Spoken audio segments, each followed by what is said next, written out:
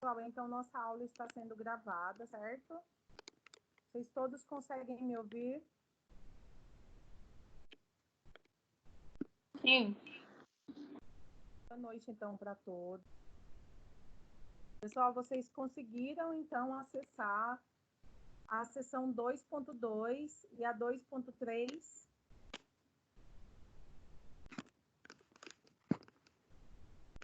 Eu consegui. Ok. Mais alguém conseguiu? Consegui. Ótimo. Fizeram as atividades do AVA? Sim. Aham. E aí, quais foram as dificuldades? Foi muito difícil?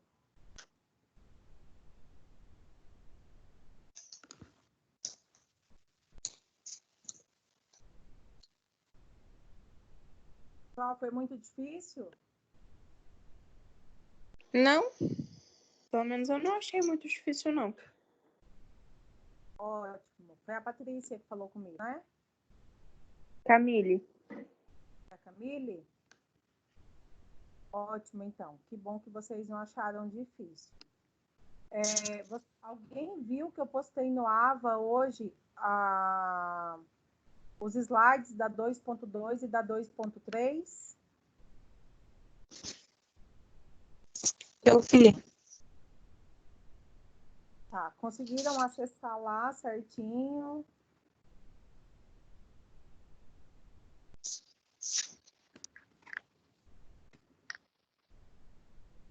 Pessoal, vocês conseguem ver minha tela?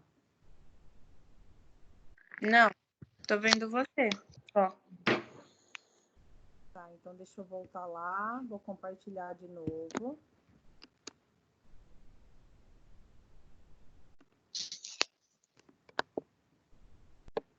Só um minutinho.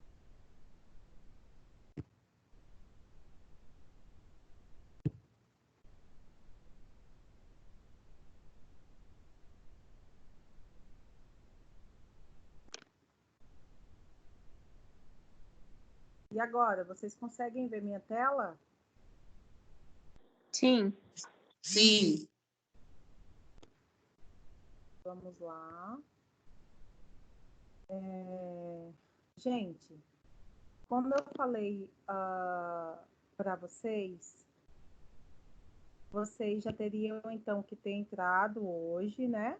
Hoje não, né? Desde a nossa última aula, na sessão 2.2 e na 2.3, somente para a gente tirar dúvidas.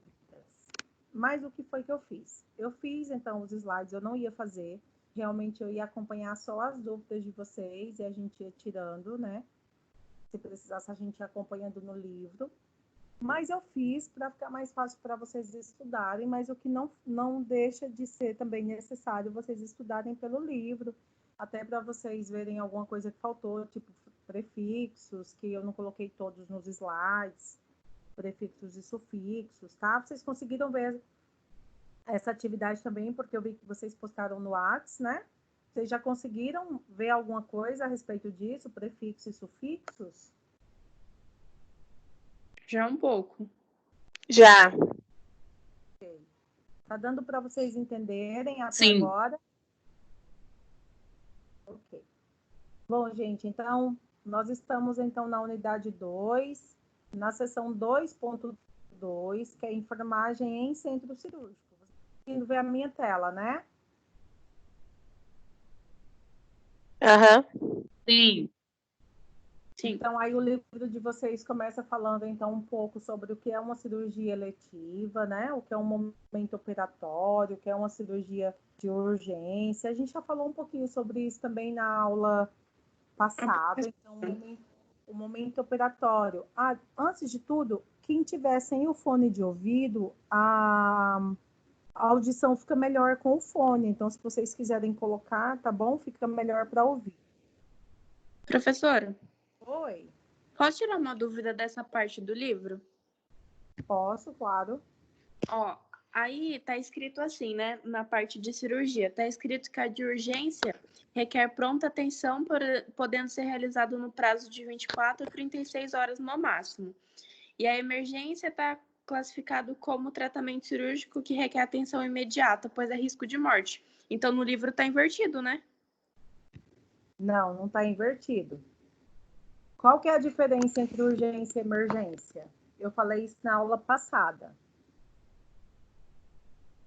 Quando, por exemplo, eu tenho um paciente baleado e eu tenho um paciente com cólica renal. É urgência ou emergência o baleado? Para Emergência. Urgência. É emergência? Não, emergência.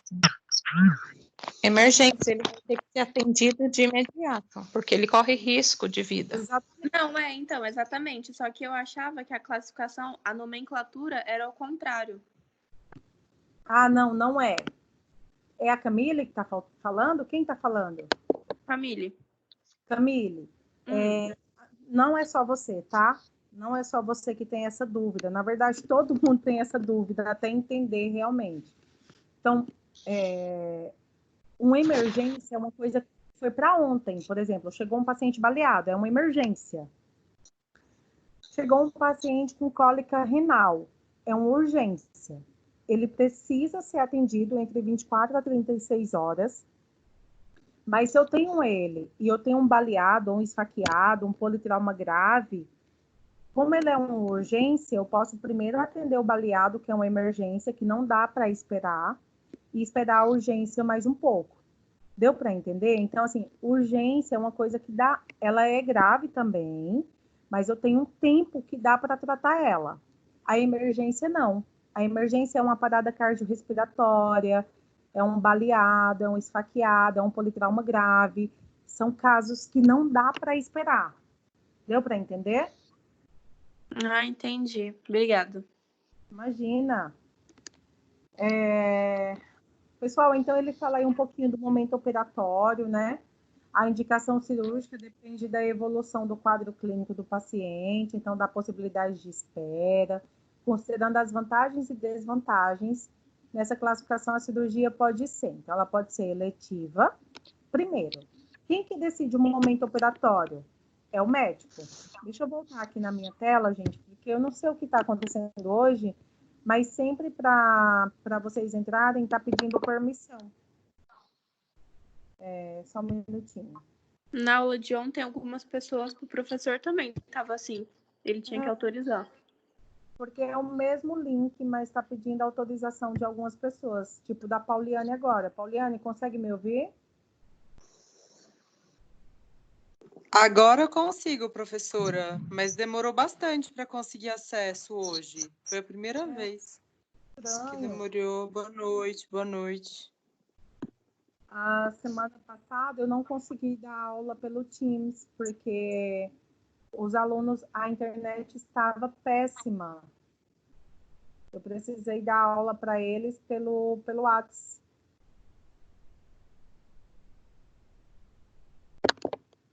Bom, pessoal, deixa eu só... Vocês conseguem ver minha tela? Sim. Professora, a Stephanie também não está conseguindo entrar. O dela está tendo que autorizar. Sim, consegue. Pessoal, feche os microfones, por favor. Bom, gente, vamos lá. Então, só retomando lá o que nós falamos, então, a eletiva. Então, é quando o tratamento cirúrgico é programado, pois é possível aguardar a realização. Exemplo, uma mamoplastia, uma herniorrafia simples. Então, o paciente vai lá, passa com o médico e ele vai agendar, então, uma cirurgia. Não é nada de urgente ou de emergência. A urgência, então, ela requer uma pronta atenção, mas ela pode ser realizada nesse período entre 24 e 36 horas. Acho que isso ficou claro, né, gente? Ficou. Tá. Então, é emergência. Então, nesse caso, o tratamento cirúrgico requer atenção imediata, pois há risco de morte. Então, exemplo, um ferimento por arma de fogo, uma hemorragia grave, uma lesão de grandes vasos, um grande queimado, um esfaqueado, um politrauma grave, tá? Então, é o que eu acabei de explicar também. a requerida. Então, é um tratamento cirúrgico, né, necessário, mas pode ser planejado em algumas semanas ou meses. Então, exemplo, uma hiperplasia prostática, sem obstrução da bexiga, uma catarata. Então, ela é necessária, mas eu consigo esperar, não precisa também ser para semana que vem ou para daqui a 2 semanas. Não, eu consigo esperar até meses, dependendo do tipo de cirurgia, tá? A gente tem um exemplo aí como catarata, que a gente tem filas, né, de pacientes aguardando aí uma cirurgia e dá para aguardar. Claro que se a gente pudesse, né, o médico atenderia na hora e faria na hora, mas não é nada que vai pôr em risco a vida desse paciente naquele momento, tem um tempinho aí que dá para aguardar. A opcional, então, quando o tratamento cirúrgico é uma opção pessoal, não sendo necessária a sua realização. Então, pessoal, só ver aqui quem está tentando entrar. E também está pedindo autorização. Vamos lá, deixa eu ver. A Stephanie. Eu não sei porque hoje ele está pedindo essa autorização para eu ter que aceitar vocês entrarem. É o mesmo, como fala, link? Mas enfim. Stephanie, está conseguindo me ouvir? Patrícia?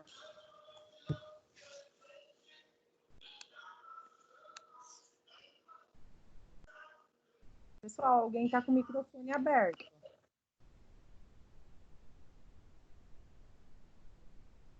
Professor, eu tenho uma dúvida. É o Diego.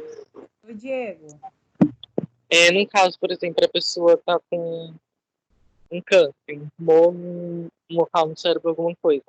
Ela tem que fazer uma cirurgia, ou ela faz essa cirurgia, ou ela morre. Tipo, ela não quer fazer essa cirurgia. Ela é obrigada a fazer, ou ela é uma causa opcional, mesmo que seja a causa de risco de morte dela?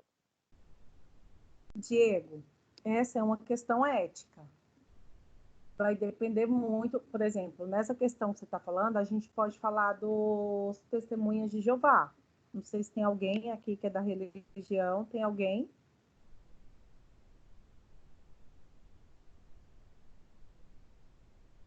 Alguém aqui faz parte da religião? É só um exemplo que eu vou dar, mas falando, por exemplo, da transfusão sanguínea. Quando eles entram, geralmente eles já assinam um termo que, se houver necessidade, eles não querem que faça, mesmo que seja o caso de morte, mas o médico, perante o Conselho Federal de Medicina, ele tem o direito de falar assim, não, ele vai receber o sangue. Ou não, ele não quer a cirurgia, mas como médico eu tenho o direito de fazer isso. Então, assim, é muito ético falar sobre isso. Mesmo depois que ele assinar o papel? Mesmo depois que não quer? Mesmo depois que ele assinar. O médico é respaldado a isso, então. Se ele fizesse, mesmo eles não autorizando. Ele é respaldado. Por exemplo, o paciente está no centro cirúrgico, entrou em choque hipovolêmico, ou faz reposição ou ele morre. O médico fala assim, não, traz a bolsa de sangue. Ah, mas ele assinou um termo falando que ele não queria transfusão sanguínea. Traz a bolsa que eu estou me responsabilizando. Então, o Conselho Federal de Medicina, ele respalda o médico em relação a isso, quando é um caso de vida ou morte. Diego, conseguiu entender? Entendi. Obrigada. De nada. Pessoal, então qual é a finalidade? Então, a indicação do procedimento cirúrgico está relacionada à finalidade do tratamento, qual o objetivo, o resultado desejado a ser alcançado. Então, quando ela não é de urgência nem de emergência, né, que o paciente ele consegue conversar com o médico, fazer essa opção de quando vai fazer, por que vai fazer, qual o resultado que ele quer, um exemplo de uma cirurgia plástica, por exemplo.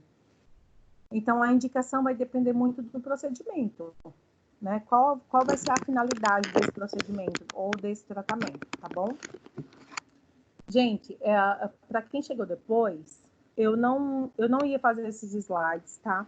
Porque hoje o objetivo é que vocês realmente tragam as dúvidas, que vocês já tenham estudado a 2.2 e a 2.3, mas Mas eu trouxe os slides, então eu vou passando rápido, assim, só para a gente esclarecer as dúvidas, mas eu não quero que vocês fiquem com dúvida, tá bom?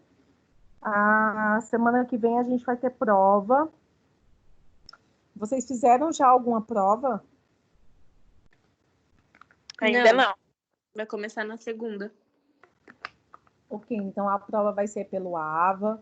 Então eu não quero que vocês tenham dúvida. Claro que eu vou estar aqui, né? Vou estar online. A prova de vocês vai acontecer nas 2 primeiras aulas da quinta-feira. Então, o tempo, ele é determinado. Então, são só... Acho que ele é até... Eu marquei até 8h30, se eu não me engano. Não pode ser feito depois disso. E depois, nas 2 últimas aulas, eu tenho outra prova para aplicar, tá? Mas no final da aula a gente fala um pouquinho sobre isso, tá bom?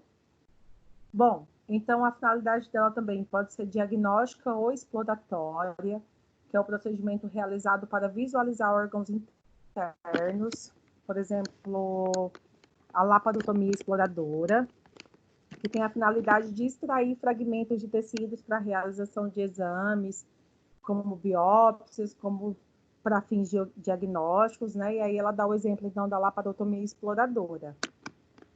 Por exemplo, o paciente ele está apresentando febre, está ictérico, tem um exame de amilase alterado, tem muita dor do lado esquerdo no meu exame físico abdominal. Eu posso suspeitar, então, o médico, né, suspeita de uma pancreatite, por exemplo. Tem um exame laboratorial alterado, tem um exame físico alterado, então a clínica sempre é soberana. Sinais e sintomas que indicam para mim, indica para a equipe multi que esse paciente pode ter uma pancreatite, não consegue comer que vomita, não consegue beber água. Então o médico ele pode entrar, se ele tiver na dúvida, com a laparotomia exploradora, para até ver se de repente não é um câncer de pâncreas, né? Ou se tem mais alguma coisa ali que está acontecendo, uma peritonite, enfim, tá bom? Deu para entender, gente? Quando a finalidade dela é diagnóstico ou exploradora? Sim. Sim. Eu vou voltar aqui de novo, porque eu acho que tem alguém tentando entrar. Tem a Gisele.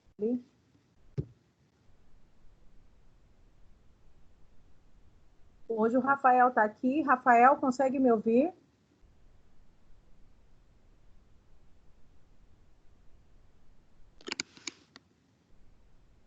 Rafael? Pessoal, para mim consta o Rafael aqui na tela. Eu acho que é a primeira aula que ele assiste minha. Por favor, vejam com ele se ele tem alguma dúvida. Eu não sei se ele está no nosso grupo, tá bom?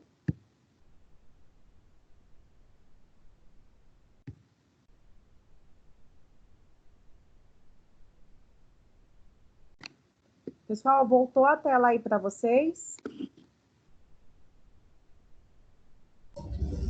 Sim. Ainda não. Voltou. Vocês conseguiram entender o que eu falei do Rafael? Sim. Pauliane, por favor. Eu acho que o Johnny não está aqui na aula, né? Eu já estou aqui no WhatsApp, já buscando por ele, Isso. prof. Tá bom, obrigada, viu? Pessoal, então, finalidade curativa. É para corrigir alterações orgânicas, como, por exemplo, uma massa tumoral, né, um tumor, ou um órgão removido, exemplo, uma apendicectomia. Paliativa, uma intervenção cirúrgica com a finalidade de aliviar ou diminuir a intensidade da doença. Então, quando o paciente ele não tem mais prognóstico, mas, porém, a gente tem que dar uma qualidade de vida para aquele paciente até o dia da alta celestial. Então, a colocação de uma sonda de gastrostomia para compensar a incapacidade de deglutir alimentos, para ele ter uma boa qualidade, né, até realmente o fim, né, daquela doença, até o momento da alta celestial. Uma reconstrutiva ou reparadora, que é um procedimento destinado a reconstruir um tecido, como a reconstrução de válvula aórtica, que é muito comum. Então, cada tipo de cirurgia tem uma finalidade, né? Aí vai depender qual que é o objetivo dessa cirurgia, qual que é a finalidade dela para aquele procedimento. Professora, a Gisele está aí, só que ela não está conseguindo falar por causa do microfone dela. Ah, tá joia, Diego, obrigada. Eu aceitei a entrada dela aqui, obrigada. Aí a gente tem a radical ou ablativa, que é a remoção parcial ou total de um órgão, tipo uma nefrectomia. Se vocês já começaram a estudar, então, a respeito de prefixos e sufixos, vocês já conseguem entender quando eu falo uma palavra com o nome quitomia, vocês conseguem entender? Sim, Ok. remover um órgão, né? Isso, exatamente. Exatamente. Reconstrutora cosmética, né, que tem a finalidade corretiva. Então, quando se processa uma reconstituição ou estética, exemplo, uma ritidoplastia. A transplante, que é a substituição de órgãos ou estruturas não funcionantes. Então, transplante de coração, de rim, enfim, tá bom? E aí, falando das cirurgias, então, a gente tem a classificação do risco cardiológico, certo?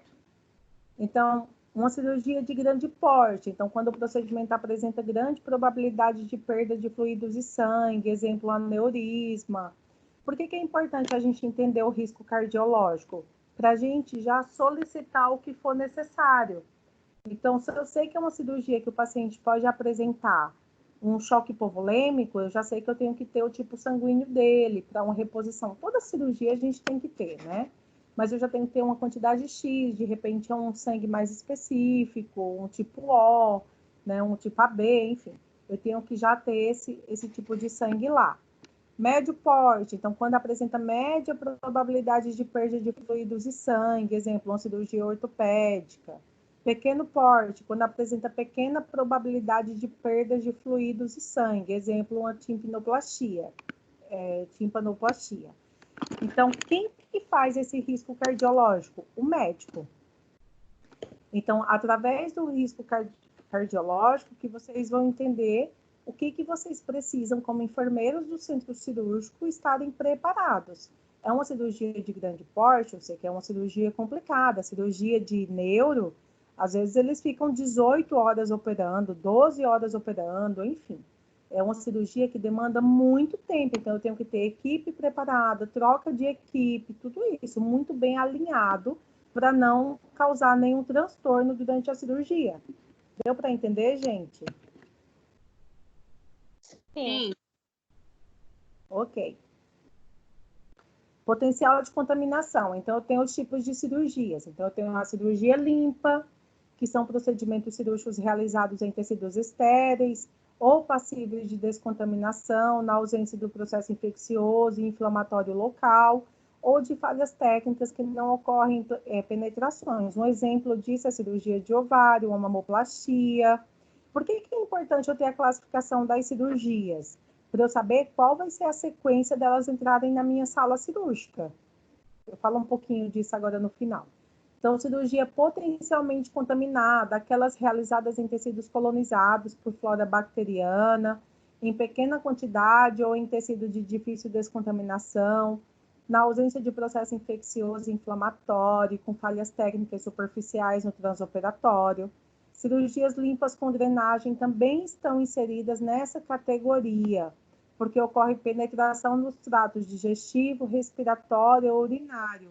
Um exemplo disso é a gastrectomia e a colicistectomia. Aí a gente tem as cirurgias contaminadas, que aí são os procedimentos realizados em tecidos traumatizados, abertos há pouco tempo, colonizados por flora bacteriana abundante, e possui descontaminação difícil ou impossível, e também aquelas cirurgias que têm ocorrido falhas técnicas grosseiras na ausência de supuração local, um exemplo, uma colectomia, obstrução biliar urinária. Aqui também eu posso colocar uma obstrução intestinal, enfim, cirurgias que são altamente contaminadas. As cirurgias infectadas. Então, aqui eu tenho as intervenções cirúrgicas realizadas em tecido órgão, um exemplo, um apendicite supurado, em grau 4, uma cirurgia de reto e ânus com secreção purulenta, fraturas expostas, que estão sujas, né, que a gente não sabe o que tem dentro daquela fratura, tudo isso é infectado.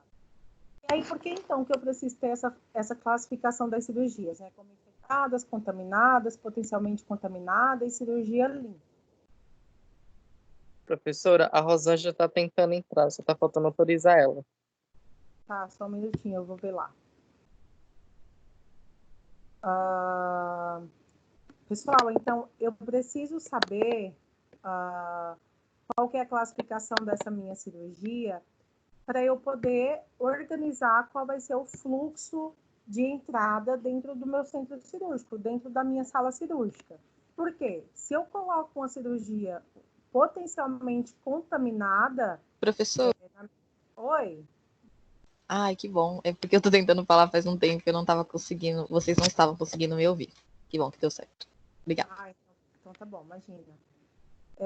Então, se eu coloco uma cirurgia potencialmente contaminada ou infectada dentro da minha sala cirúrgica, depois eu tenho que fazer todo o processo de desinfecção. E isso demora, porque tem que ser uma limpeza terminal.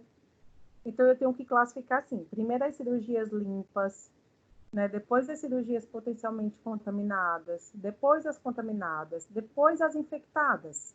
Então, se eu tenho um paciente, por exemplo, em isolamento por Klebsiella, né?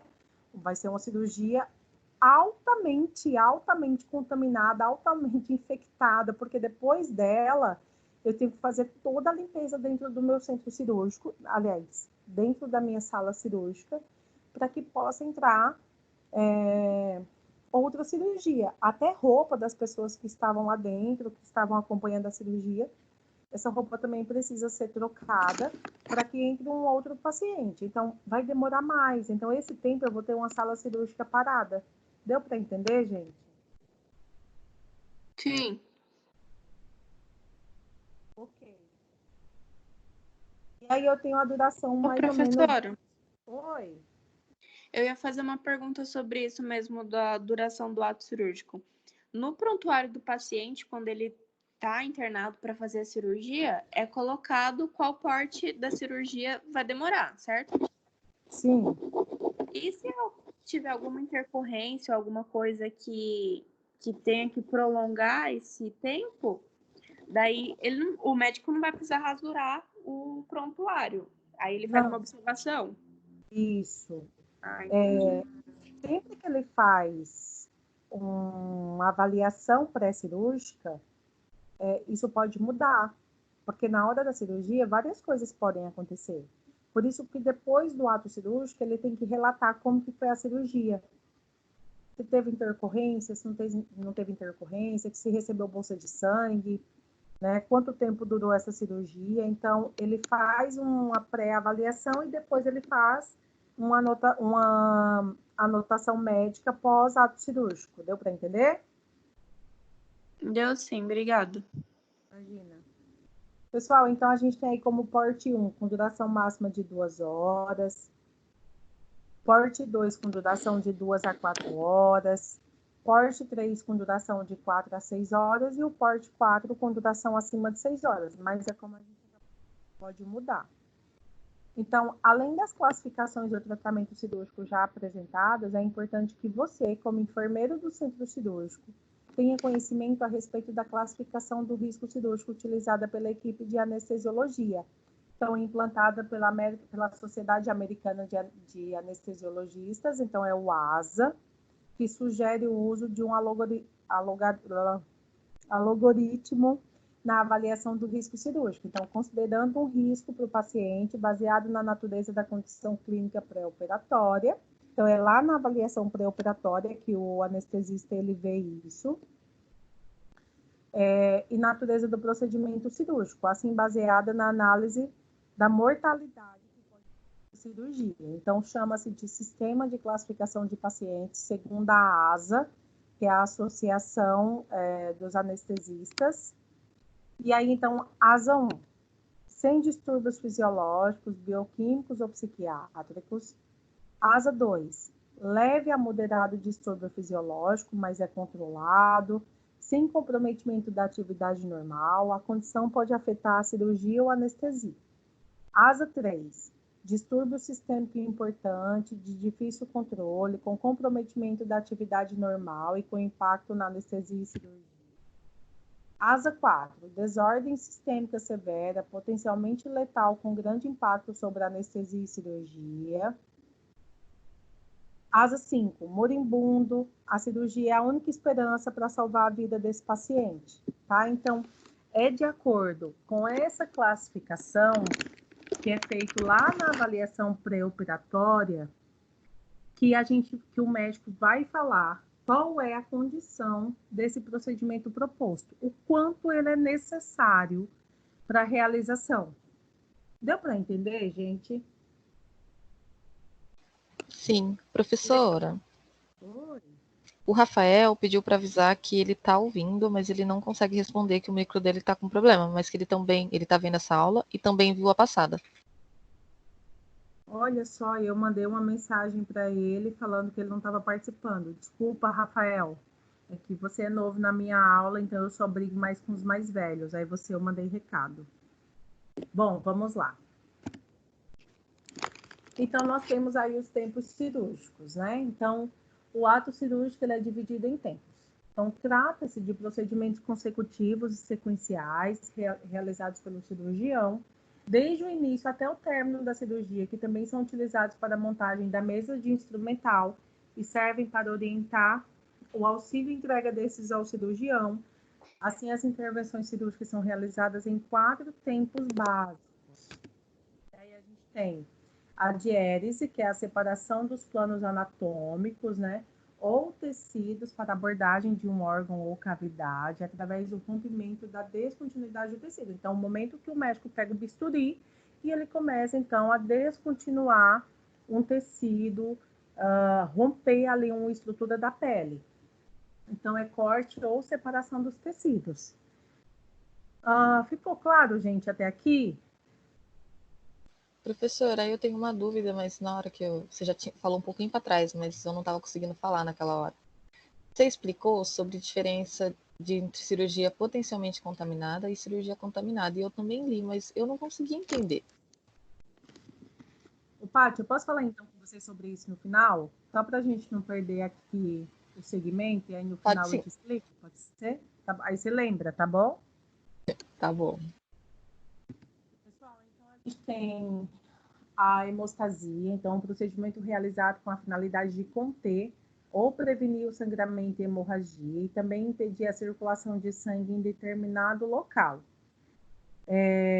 Um exemplo disso é a coagulação do bisturi. Então, conforme você vai cortando, né, vai separando as estruturas da pele, ele já vai coagulando aquele sangue, né, e aí ele não deixa ocorrer, então... Professora, Oi. licença, a rede da Pauli caiu, ela teve que entrar de novo, ela está aguardando a liberação. Só um minutinho, gente.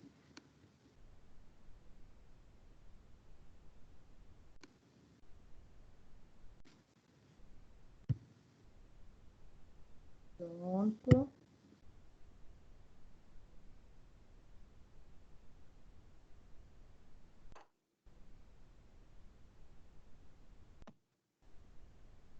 Pessoal, vocês conseguem ver a minha tela?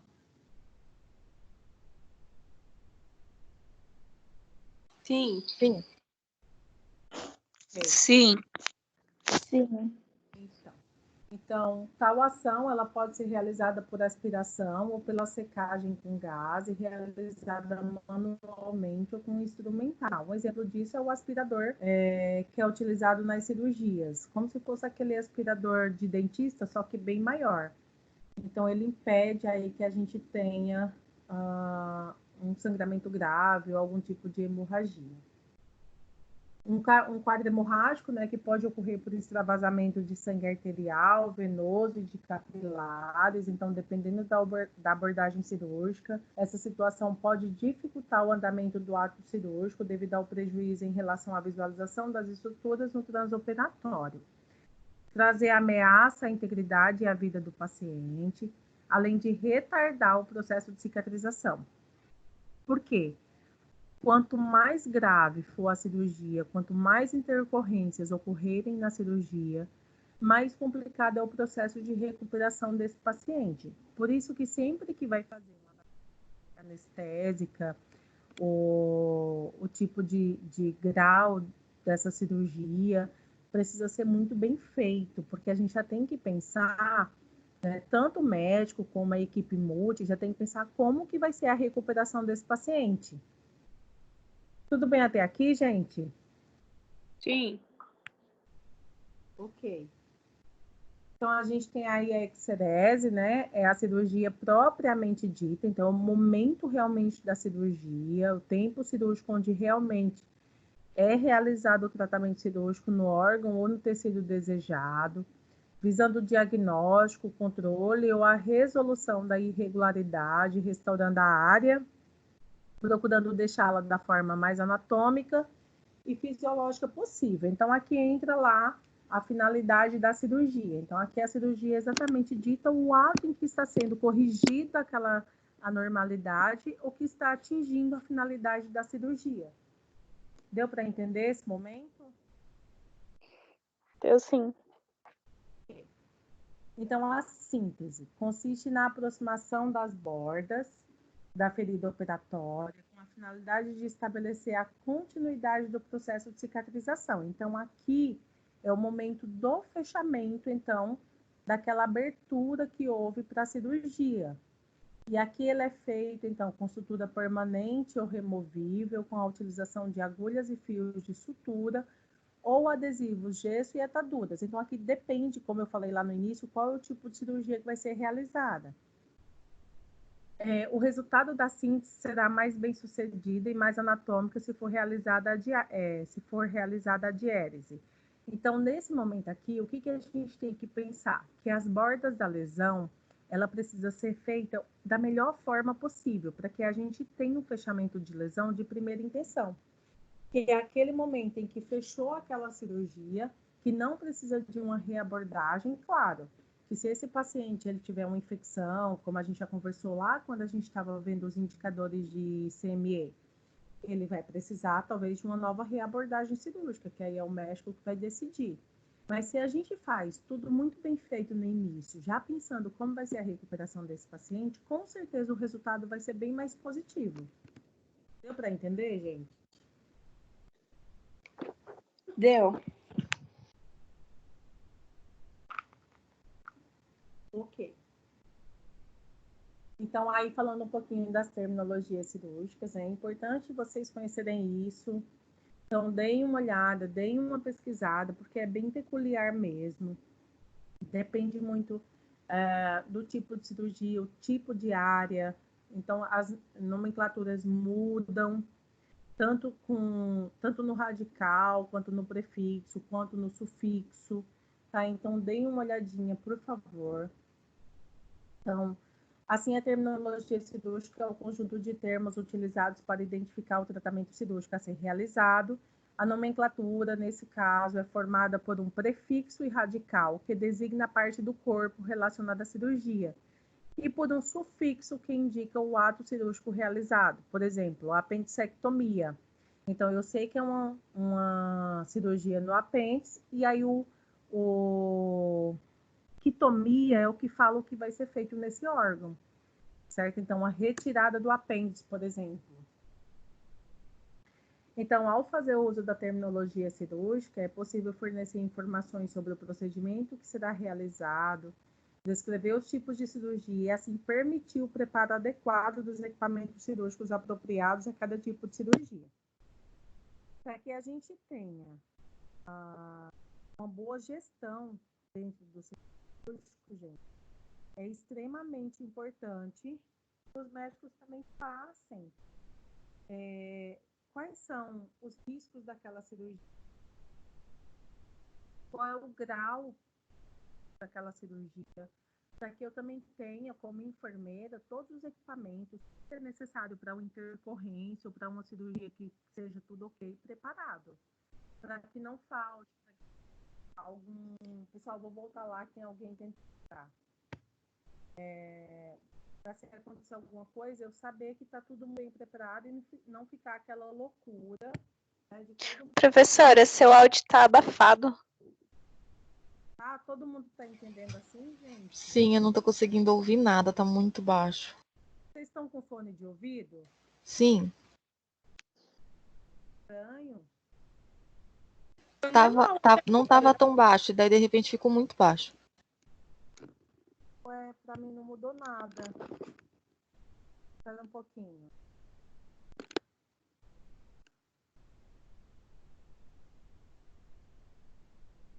Vocês conseguem ver minha tela? Sim, Sim, melhorou o áudio também. Melhorou? Sim, Ok. parece que sim. Então vamos ver. De repente foi a posição que eu deixei o notebook. Pessoal, então eu dei aqui um exemplo de radicais e prefixos, né? Radicais ou prefixos. Então isso aqui está tudo no livro de vocês. Então, por exemplo, oto, ouvido, oftalmo, olho, rino, nariz. Então, essas terminologias, né, que vocês estão vendo eu passar aqui com a setinha, explica para mim a qual órgão que está relacionado, a que está se referindo. Então, por exemplo, quando eu falar assim, eu preciso ir ao oftalmo. Opa, mudou aqui. Preciso ir ao oftalmo. Então, eu sei que eu estou indo lá no oftalmo para ver o olho. Se eu estou precisando de óculos, se uma cirurgia, alguma coisa assim. Se eu falo que eu vou no otorrino, eu sei que está relacionado ao ouvido. E assim, sucessivamente. Se eu falar assim, o paciente está com o tráqueo, ele está com a tráqueo aonde? Eu sei que ele está na traqueia. Deu para entender, gente? sim. Eu. Ok. E aí, falando um pouquinho, então, dos radicais e sufixos. Então, por exemplo, ectomia. Então, apendicectomia, que é a retirada cirúrgica do apêndice vermiforme. Opa, aqui eu esqueci de baixar. Mais uma cistectomia, que é a retirada da bexiga. Colecistectomia, remoção cirúrgica da vesícula biliar. Craniectomia, operação para retirar a parte do crânio. Esplenectomia, retirada do baço, e assim sucessivamente. Então, cada radical, cada sufixo, cada prefixo, ele está relacionado com uma condição cirúrgica. Isso ficou claro para vocês? Professora, Oi. no nosso livro está dizendo que salpingectomia é a remoção cirúrgica de uma parte ou de um ramo do sistema nervoso simpático. Mas salpingo tem a ver com a tuba uterina. Exatamente, está errado. Toda vez que eu falo salpingectomia, eu estou falando o salpingé, aí eu já estou falando de ginecologia. Então, eu nem sei se de repente eu coloquei aqui sem prestar atenção, mas se tiver, tá errado. Foi bom você falar isso, Pauliane, que eu vou relatar isso, tá? Como erro do livro. Então, toda vez, por exemplo, eu falo salpingectomia, eu estou falando de uma extirpação completa ou parcial da salpinge, que é a tuba uterina, tá bom?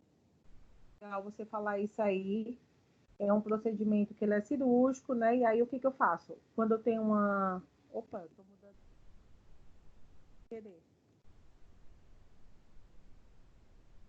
Então, quando eu falo de uma salpingectomia, eu estou falando que é um procedimento cirúrgico de remoção de uma das duas tubas uterinas. Então, ela pode ser unilateral ou pode ser bilateral, certo?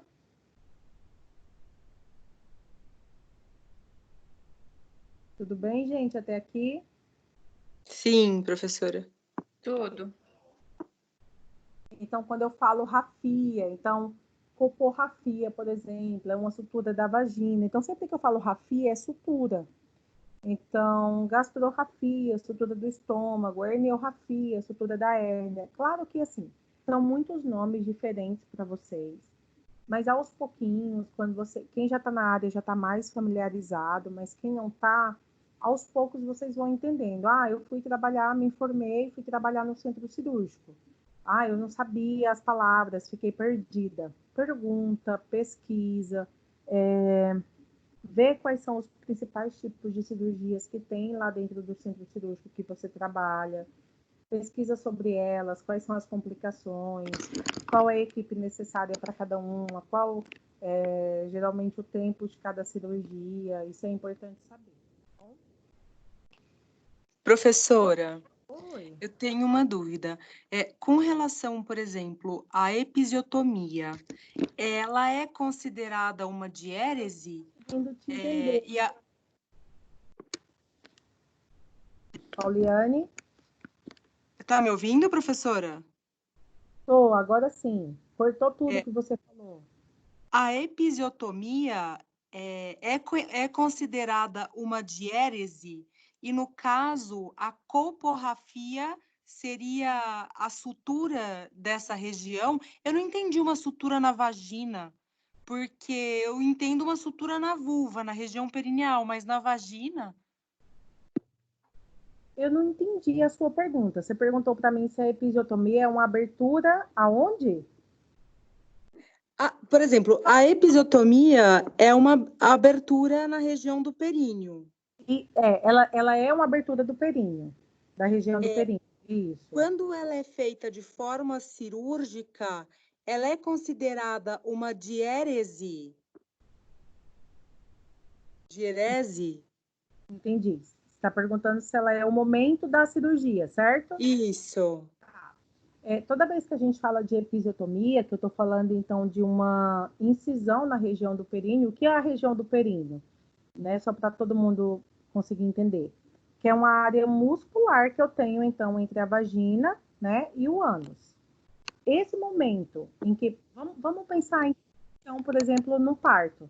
Pode ser? Pode ser, Pauliane? De um parto normal Sim. em que eu preciso fazer uma episiotomia? Sim. Tá. Se, né, a gente sabe que não é um indicado, eu tô dando um exemplo, tá? Mas, por exemplo, precisa fazer uma episiotomia naquela paciente.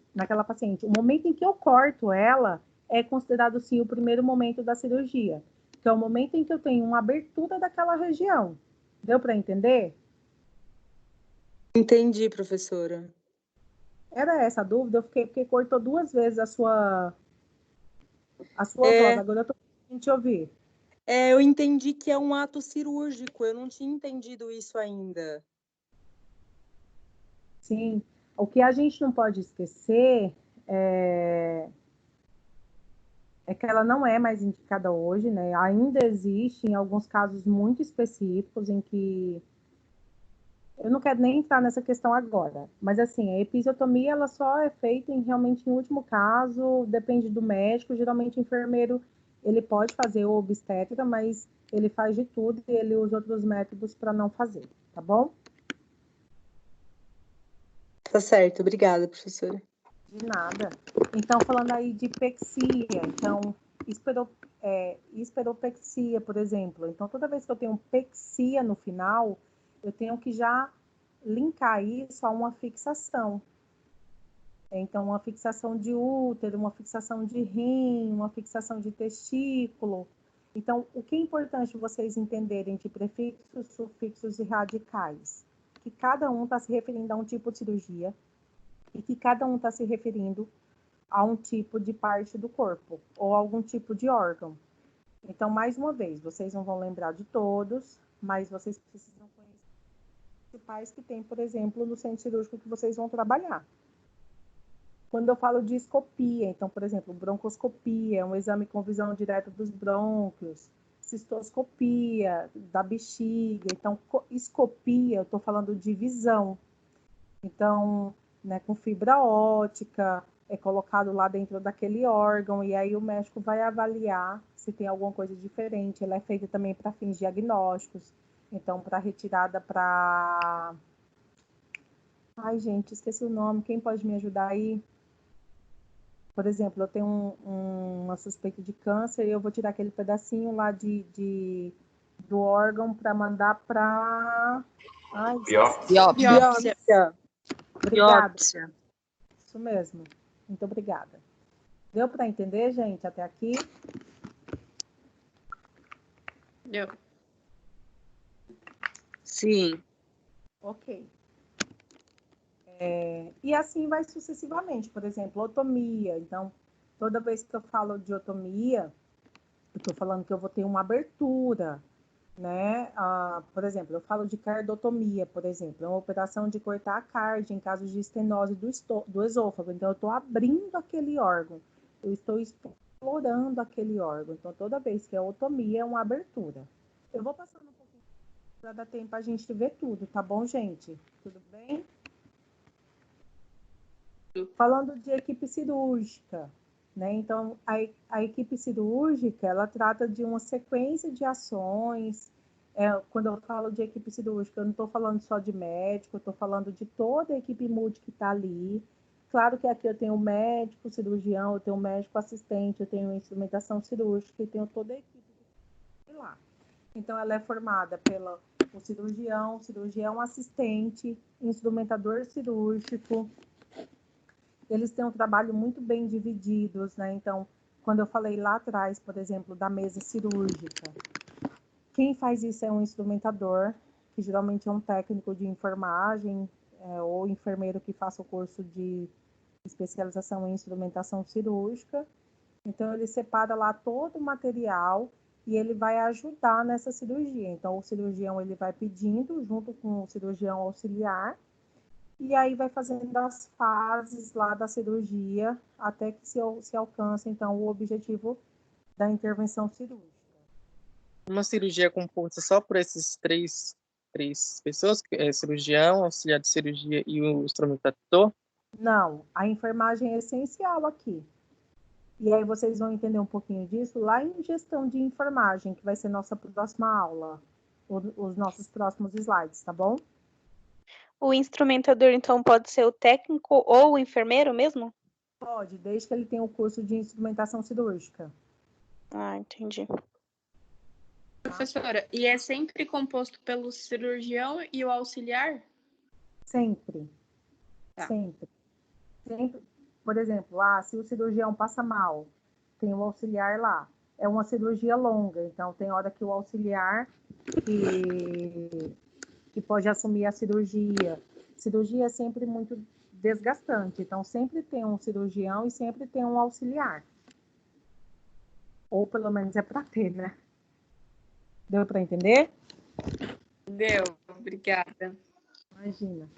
Então, esse profissional deve ter características de personalidade indispensáveis, como raciocínio rápido, decisões prontas, destreza, agilidade e equilíbrio manual. Por quê? Sempre que uma cirurgia está ok, ela pode mudar de uma hora para outra. Então, o médico ele precisa ter essa consciência e saber o que ele vai fazer, ele ter habilidade no que ele está fazendo, para a segurança do paciente, né, para a segurança e sucesso daquela cirurgia. Então, precisa realmente que conheça o procedimento que vai fazer e quais são os riscos lá daquela cirurgia. Então, o cirurgião, ele é responsável pela intervenção, realiza os procedimentos principais da cirurgia, devendo coordenar o trabalho de toda a equipe. Então, ele deve escolher os demais membros da equipe, estimulando o desempenho destes. Quando ela fala aqui no livro, que ele deve escolher os demais membros da equipe, aqui a gente está se referindo ao cirurgião assistente e ao instrumentador cirúrgico. Não esqueçam que enfermagem responde para enfermeiro. Então, quem escolhe a equipe de enfermagem que vai estar circulando aquela sala é o enfermeiro do centro cirúrgico. Certo, gente? Certo. Ok. Cirurgião assistente, então deve realizar o posicionamento do paciente na mesa cirúrgica para abordagem, preparar o campo operatório durante a cirurgia, deve estar posicionado à frente do cirurgião auxiliando, podendo haver participação de um segundo, né, ou outro em situações especiais e intervenções, então, complexas. O instrumentador é o membro da equipe com maior movimentação no campo cirúrgico, pois deve estar em contato com o circulante de sala, que é o auxiliar, o técnico de enfermagem ou enfermeiro. para facilitar a solicitação de todo o material necessário para a cirurgia, monta e gerencia a mesa instrumental. Pessoal, quando eu falo aqui que o instrumentador cirúrgico ele pode ser o enfermeiro, no momento em que ele está, vamos supor que eu sou instrumentadora cirúrgica, mas eu trabalho naquele hospital dentro do centro cirúrgico. No momento em que eu estou lá no meu horário de trabalho como enfermeira, eu não sou instrumentadora cirúrgica. Ah, mas vamos supor que eu trabalho das 8 às 5 como enfermeira e eu vou fazer uma cirurgia lá às 7 horas da noite com o cirurgião que me contratou como instrumentadora cirúrgica. Aí, naquele momento, eu sou a instrumentadora, não sou a enfermeira do centro cirúrgico. Deu para entender isso? Mais ou menos. Tá. Eu falei que o instrumentador cirúrgico, ele pode ser um auxiliar, um técnico, ou, por exemplo, eu sou enfermeira, certo? Aí eu quero trabalhar como instrumentadora. Eu vou lá e faço uma especialização técnica como instrumentadora. O que eu estou querendo falar é que se eu sou enfermeira daquele centro cirúrgico, no momento em que eu estou respondendo como enfermeira, eu não posso trabalhar como instrumentadora. Então, se vai ter cirurgia lá naquele momento, os cirurgiões, eles precisam trazer o instrumentador deles. Aí eu trabalho das 8 às 5. Oi? Agora eu entendi. Conseguiu entender? No momento do plantão você não pode, né? Você não responde como instrumentadora. Isso, exatamente. Tá bom? Então, acho que vocês conseguiram entender agora, né? Aham, obrigada. Pessoal, então, a 2.2 é isso. Então, é importante que vocês tenham lido, que vocês façam as atividades lá do AVA, para ficar mais claro. Vocês questionaram bastante, então eu acredito que vocês realmente tenham lido lá, tenham feito as atividades. E aí eu fiz, então, aqui também uns slides sobre gestão. Deixa só eu pegar aqui, deixa eu ver se é esse. Ô, professora, e a gente vai ver alguma coisa sobre os instrumentos nessa matéria ou só na especialização? O que vocês vão ver agora é o que é parte de enfermagem, conhecer alguns instrumentais, mas específico é na parte de instrumentação cirúrgica mesmo. Nas aulas práticas, quando for ter as aulas práticas, eu vou tentar levar um enfermeiro de CME para mostrar o maior número de instrumental para vocês. O que a gente pode fazer também é aquela nossa visita lá no hospital. Quem perguntou isso para mim foi a Letícia? Fui eu. Tá. Letícia, quando a gente for fazer a visita lá no hospital, a gente pode aproveitar e fazer essa aula de instrumentação cirúrgica. Porque lá, vocês estão vendo minha tela, gente? Não, tô vendo você. Tá. Só tô tentando pegar a aula aqui, tá? Então, lá vocês vão ver todos os tipos de instrumentais. Eu acho que é até mais rico. Mas não se preocupe, que o máximo que eu conseguir passar para vocês de instrumental, eu vou passar, tá bom? Tá, é que eu vi lá dentro. Eu quero que sim. Quem perguntou isso para mim? Caio. Quem? Caio? Isso. O Caio, tudo vai depender da nossa situação do presencial, de voltar. Mas nada impede que vocês façam metodologia ativa, que vocês procurem na internet, que vocês busquem tipos de instrumentais, para vocês irem conhecendo. Mas é que você pegando no instrumental, você vendo é diferente. Só que assim, mesmo vocês tendo uma aula de instrumental, quem já trabalha na área sabe como é grande esse universo de instrumentos cirúrgicos. Então, vocês realmente vão conhecer no dia a dia.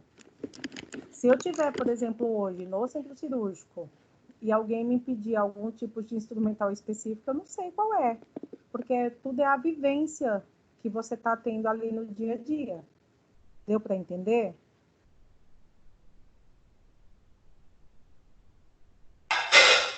Sim. Ok. Vocês conseguem ver minha tela, gente?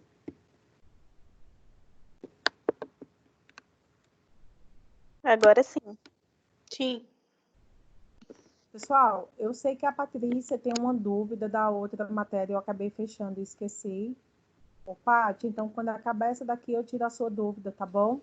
Tá bom. Os demais ficaram com alguma dúvida? Não. Posso dar continuidade, então? Da minha Professora, tem parte. uma dúvida. Oi. O anestesista não entra na equipe cirúrgica? Ele entra sim. É que aqui a gente está falando que é do ato cirúrgico, mas o anestesista ele entra junto com a equipe de enfermagem na sala cirúrgica. Ele é extremamente essencial.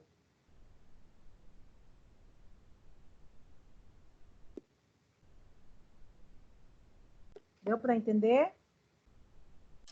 Sim. Pessoal, então, nessa matéria, a gente vai falar um pouquinho sobre a gestão de enfermagem no centro cirúrgico.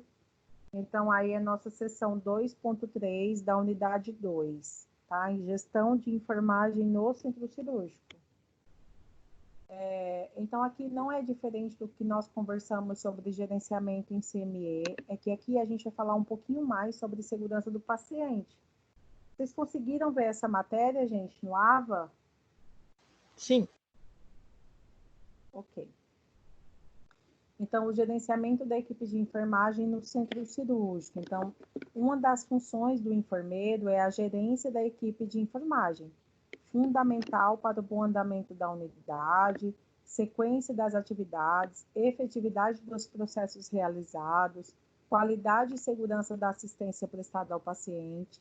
Porém, essa atividade gerencial exige o desenvolvimento de um aspecto essencial, que é a comunicação. A gente já falou algumas vezes em sala de aula, né, sobre as metas internacionais, inclusive eu até coloquei no final dessa matéria sobre as 6 metas internacionais de segurança do paciente, e entre elas está melhorar a comunicação entre os profissionais da saúde. Então, para um gestor, para um enfermeiro com sua equipe, é essencial que ele tenha uma boa comunicação, para que todo mundo fale a mesma língua, que todos os processos sejam muito claros, para que tudo tenha um bom andamento dentro do setor. Tudo bem até aqui, gente? Sim. Ok. Então, tendo em vista tal importância, destacamos o processo comunicativo como sendo ponto primordial para a obtenção de resultados satisfatórios no gerenciamento da equipe de enfermagem em instituições de saúde, considerando os subsídios que uma comunicação clara e objetiva pode proporcionar. Então, dentro desse contexto, podemos compreender que o enfermeiro assume o papel de mediador, realizando a conexão de informações, visto que se encontra continuamente, né, em processo de melhoria com toda a equipe multiprofissional. Então, não é nada diferente do que a gente acabou de falar, mas ele reforça aí que a comunicação ela é essencial para um bom andamento para uma melhor qualidade, né, da assistência. Então, devemos considerar que a ineficiência do processo comunicativo entre a equipe de enfermagem pode ocasionar prejuízo à qualidade da assistência prestada, independentemente do momento em que ocorra a falha, seja na passagem de plantão ou em qualquer outra situação no decorrer do desenvolvimento do trabalho. Aí eu vou dar um exemplo aqui para vocês. Vamos supor que o médico vai fazer uma cirurgia amanhã. Aí a secretária dele chega para marcar a cirurgia dele e fala com a enfermeira que o médico vai fazer uma cirurgia, mas não fala o dia que vai fazer. Pede o material, mas não fala que a cirurgia vai ser amanhã. Amanhã, ou depois de amanhã, o dia dessa cirurgia, o paciente vai chegar, ele já passou por todo aquele processo, tanto ele quanto a família dele, de se preparar para a cirurgia, tá em jejum. O médico vai acordar, vai lá para fazer a cirurgia, o instrumentador vai estar lá, e chega lá, eu não tenho material para essa cirurgia. Aí a instrumentadora vai falar assim, a secretária vai falar assim, mas eu falei para você que a cirurgia era tal dia, mas Ninguém marcou no sistema, ninguém pediu agendamento, não falou que ia fazer uma cirurgia, mas eu não entendi que essa cirurgia era agora, então não foi pedido nenhum material. Então, se eu não tenho uma comunicação clara, quem é o afetado no final? É o meu paciente. Ainda mais quando a gente fala de cirurgia ou de qualquer momento da assistência, a gente tem que ter uma comunicação muito clara. Porque no final, quem vai sofrer a consequência daquela situação é o meu paciente. Deu para entender, gente?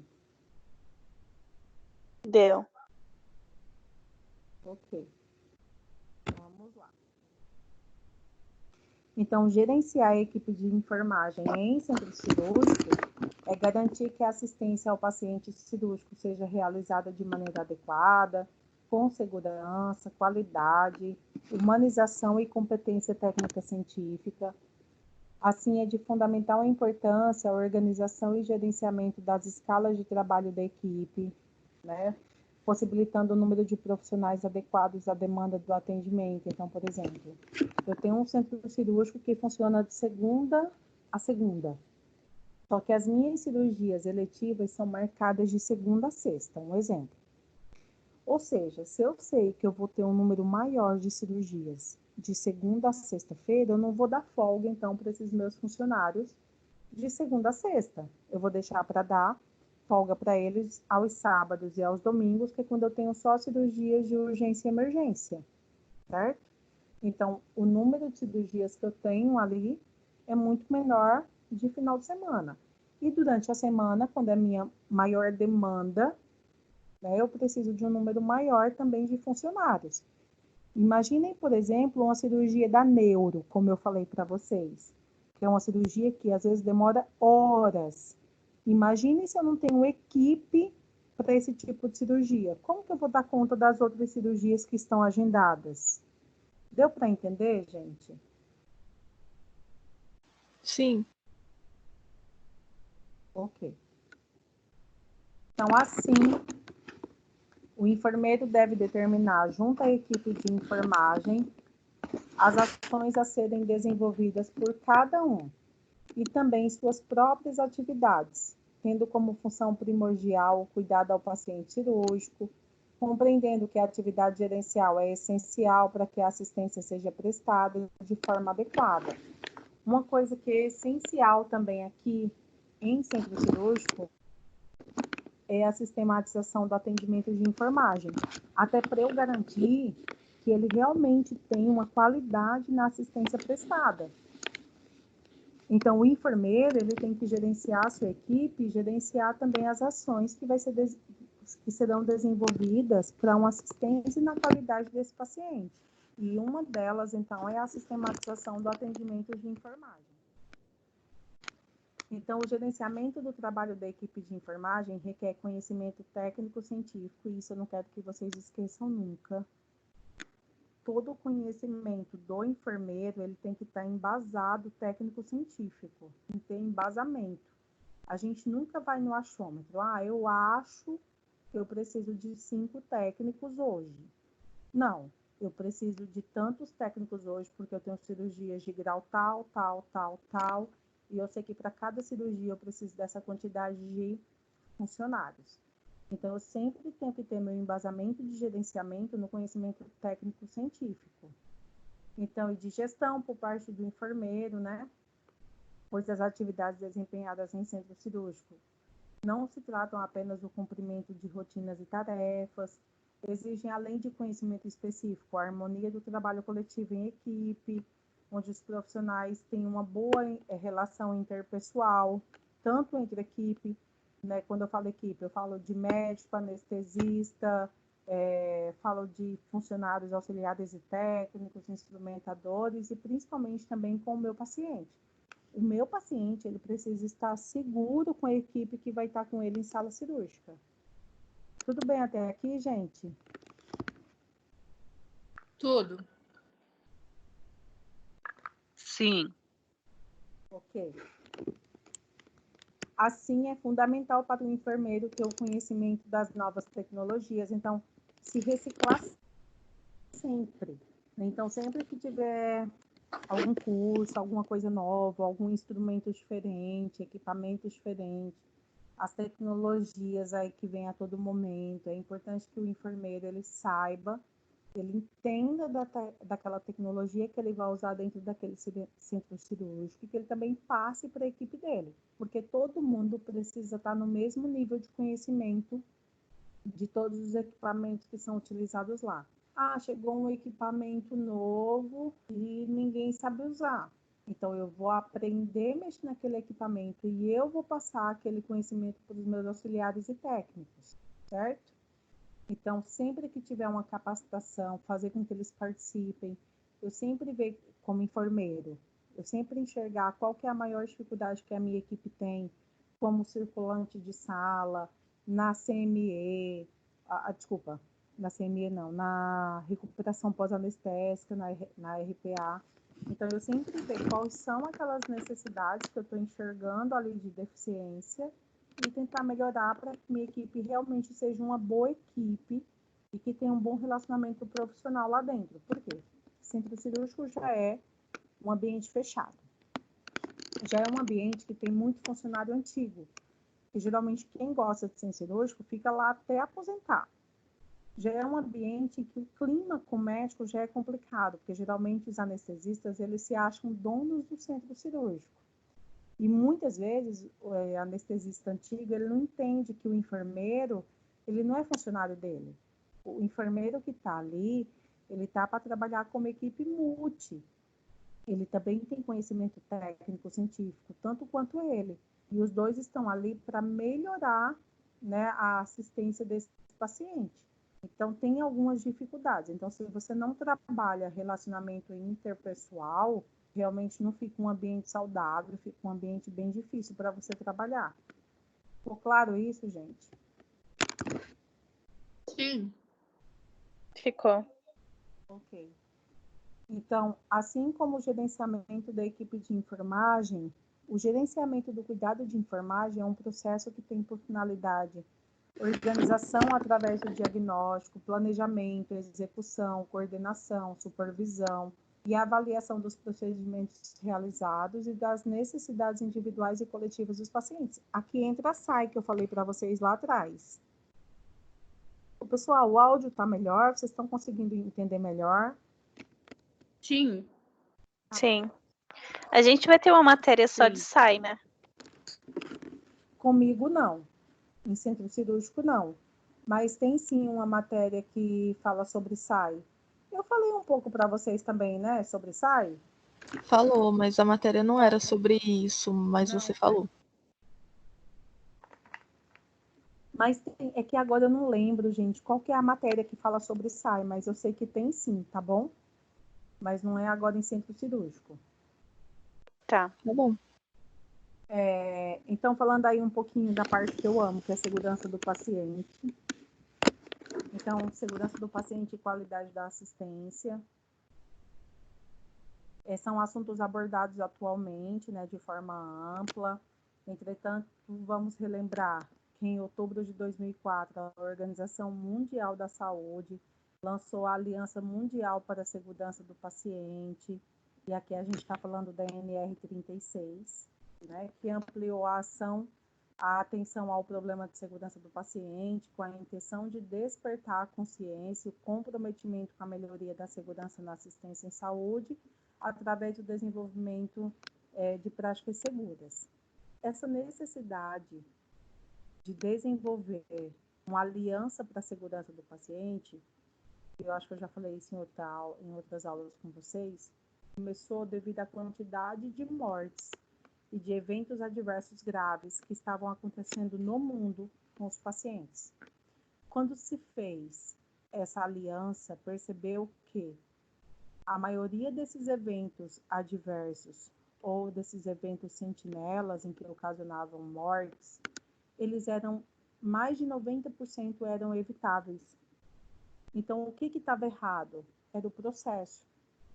Não eram culpados. Então, a enfermeira é culpada, o médico foi culpado. Não, era o processo. Porque se esse processo ele não fosse melhorado, ele não fosse revisto, tudo ia voltar a acontecer as mortes aconteceriam novamente, né? A falta de material aconteceria novamente, porque era uma falha de processo.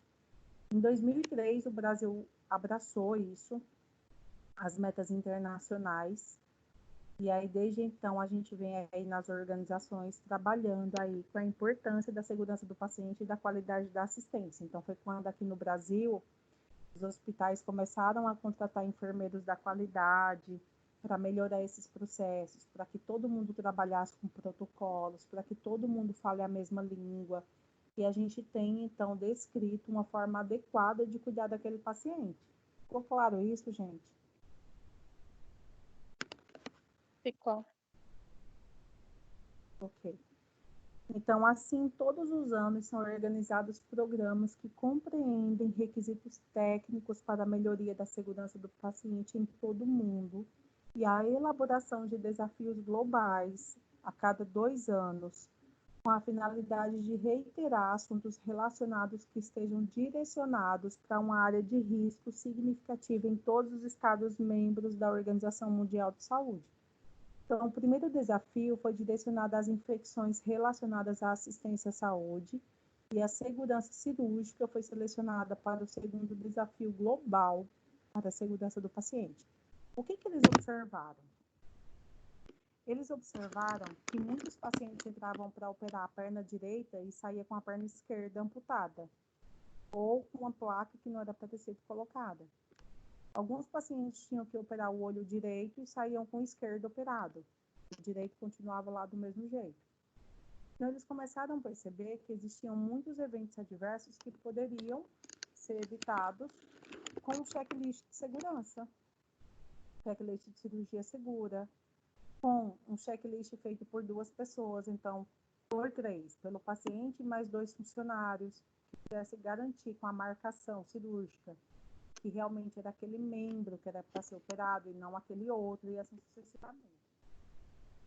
Então, dessa forma, as políticas de segurança do paciente devem ser bem elaboradas e executadas de forma adequada, pois isso garante uma gestão organizada e segura. O paciente atualmente está cada vez mais informado e preocupado com a sua saúde e o resultado do tratamento. Assim, ele tende a exigir a qualidade e segurança da assistência. Pessoal, o que a gente faz? A gente orienta o paciente a cobrar isso do profissional. Então, por exemplo, olha, o seu José Antônio, todas as vezes que alguém chegar aqui para dar uma medicação para o senhor cobre que ele veja sua pulseira, que ele confirme se o seu nome completo, o nome da sua mãe e a sua data de nascimento. Que não é nada diferente do que vocês já fazem hoje na prova prática com o boneco. Lembram disso? Aham. Impossível esquecer. Ah, ótimo. Fico bem feliz, viu? E aí, gente, a gente orienta, por exemplo, o acompanhante. Olha, todas as vezes que for dar um antibiótico, pergunta que remédio que é, para que serve. E aí a enfermagem não pode simplesmente chegar, estou falando da enfermagem, mas isso é para toda a equipe multi. A enfermagem não pode chegar e administrar, por exemplo, um Rocefin e a família falar, para que serve isso aí? Ah, eu não sei, está na prescrição médica. Por quê? Se a gente faz isso, se a nossa equipe faz isso, que ela está colocando em risco a vida desse paciente, porque ela está administrando qualquer coisa, só porque o médico prescreveu isso aí, o médico prescreveu alguma coisa errada, ela vai administrar no paciente, sem nem se questionar por que ele tem que tomar aquele medicamento. Ela não conhece quais são as reações adversas que aquele medicamento pode apresentar, então ela também não está preparada para uma situação de urgência, de emergência. E quem é responsável por isso? É o enfermeiro. O enfermeiro ele tem que cobrar da equipe dele, tem que ser chato mesmo. Olha, quais são as principais medicações que a gente utiliza aqui na área, nesse setor? Isso. Ó, você vai estudar em casa, semana que vem você vai trazer para mim. Faz chamada oral, sabe? Olha, Rocefin, para que serve? Dipirona, para que serve? Olamete, para que serve? Se eu tenho uma parada, quais são as medicações que eu uso? Porque aquele profissional, ele também precisa estar seguro do que ele está fazendo. ele precisa ter no enfermeiro um espelho do que realmente tem que ser um líder. Então, olha, eu estou administrando essa medicação que é para isso, porque o senhor teve isso, mas qualquer dúvida o senhor pode perguntar. Deu para entender, gente? Sim. Então, a garantia da qualidade e da segurança na assistência à saúde envolve o atendimento do paciente desde o acolhimento na recepção até a alta planejada desse paciente. Então, passando inicialmente pela sua identificação, que é a primordial. Então, se um dia vocês terminarem a faculdade, espero que vocês vão trabalhar lá no Einstein, no Sírio-Libanês, né, em hospitais assim. Mas se alguém for trabalhar lá naquele hospital pobre, lá no interior daquele estado, que não tem muito recurso, que vocês não esqueçam que a primeira meta internacional é a identificação do paciente.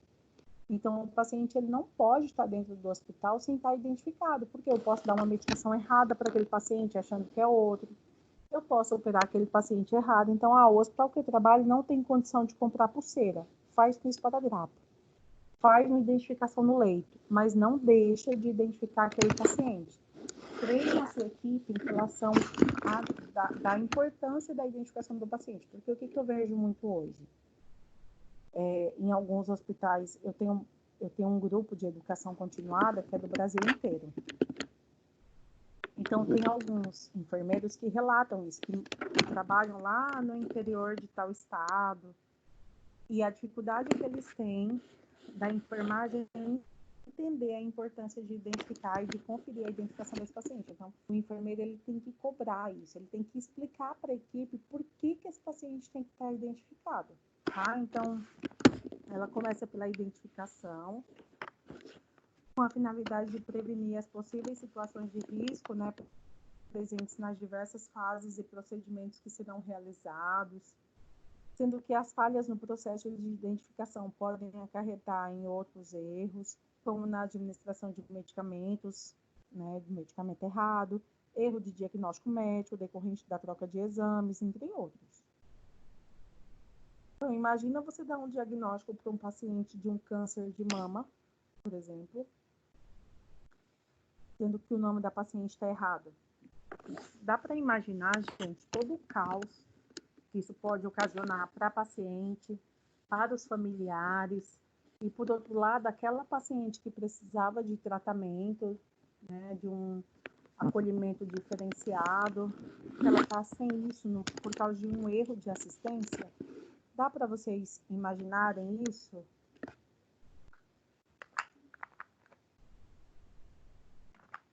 Cadê vocês? Oi, dá sim. Gata aqui. Vamos lá. Então, considerando esses e outros erros, devem ser aplicadas barreiras efetivas em todas as situações de risco evitáveis, minimizando a probabilidade dessas ocorrerem, devendo a identificação do paciente ser imprescindível desde o momento da sua admissão no serviço, independentemente do atendimento a ser prestado, sendo que a identificação do paciente ou do acompanhante de forma correta deve ser realizada em todas as fases do processo, conferindo os dados junto ao paciente ou o acompanhante. Então, a Anvisa, ela preconiza no mínimo 2 identificadores de segurança: nome completo do paciente, nome completo da mãe, ou o nome completo do paciente e a data de nascimento. Existe também o nome completo do paciente e o número do prontuário. Quem vai determinar isso é o hospital.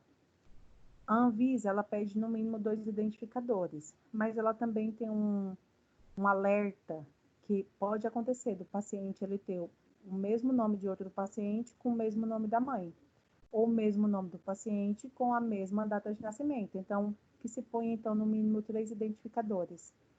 E aí, né, é muito azar se for o mesmo nome do paciente, o mesmo nome da mãe e a mesma data de nascimento. Aí tem alguma coisa errada. Pode acontecer? Pode, mas é bem mais difícil. Então, geralmente, nome completo do paciente, data de nascimento e número do prontuário, que aí fica mais difícil de acontecer algum erro. Deu para entender, gente? Com o Deu. número do prontuário acho mais Sim. fácil. Oi? Não entendi. Com o número do prontuário eu acho mais fácil. Isso. A única coisa é que quando o hospital ele protocola que ele vai usar como identificador de segurança o número do prontuário, que eu não posso esquecer é que se eu não tenho um método, por exemplo, de trabalhar online, então eu vou com um carrinho beira-leito, tá lá o prontuário do paciente na minha tela, eu tenho que levar o prontuário físico lá, a pasta.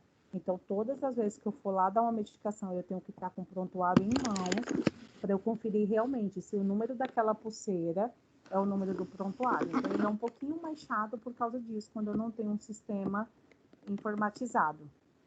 Então, eu tenho que levar Entendi. o prontuário todas as vezes que eu for no quarto. Mas, Professora, tem uma pergunta. E quando é caso de pessoas, que nem exemplo, transexuais, que não gostam de ser chamado pelo nome? por exemplo, é o João, mas ele gosta de ser chamado por Karina. É nesse sentido que você está me perguntando?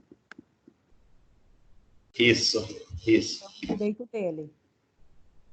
Se ele fala que o nome dele não é João, que ele não quer ser chamado de João, mas de Karina da Silva Santos, ele vai ser chamado de Karina da Silva Santos. O nome da mãe dele vai ser a mesma do documento e a data de nascimento dele vai ser a mesma do documento. Se ele é transexual, então ele pode ficar na ala feminina também. Entendi. É um direito garantido. Então, ao pensarmos em qualidade, podemos associar o planejamento da assistência de enfermagem perioperatória com foco na atenção integral ao paciente, com responsabilidade do enfermeiro, como a responsabilidade do enfermeiro e a sistematização da assistência de enfermagem perioperatória, a SAEP, né, que não muda, é a SAI, só que ela é relacionada ao perioperatório.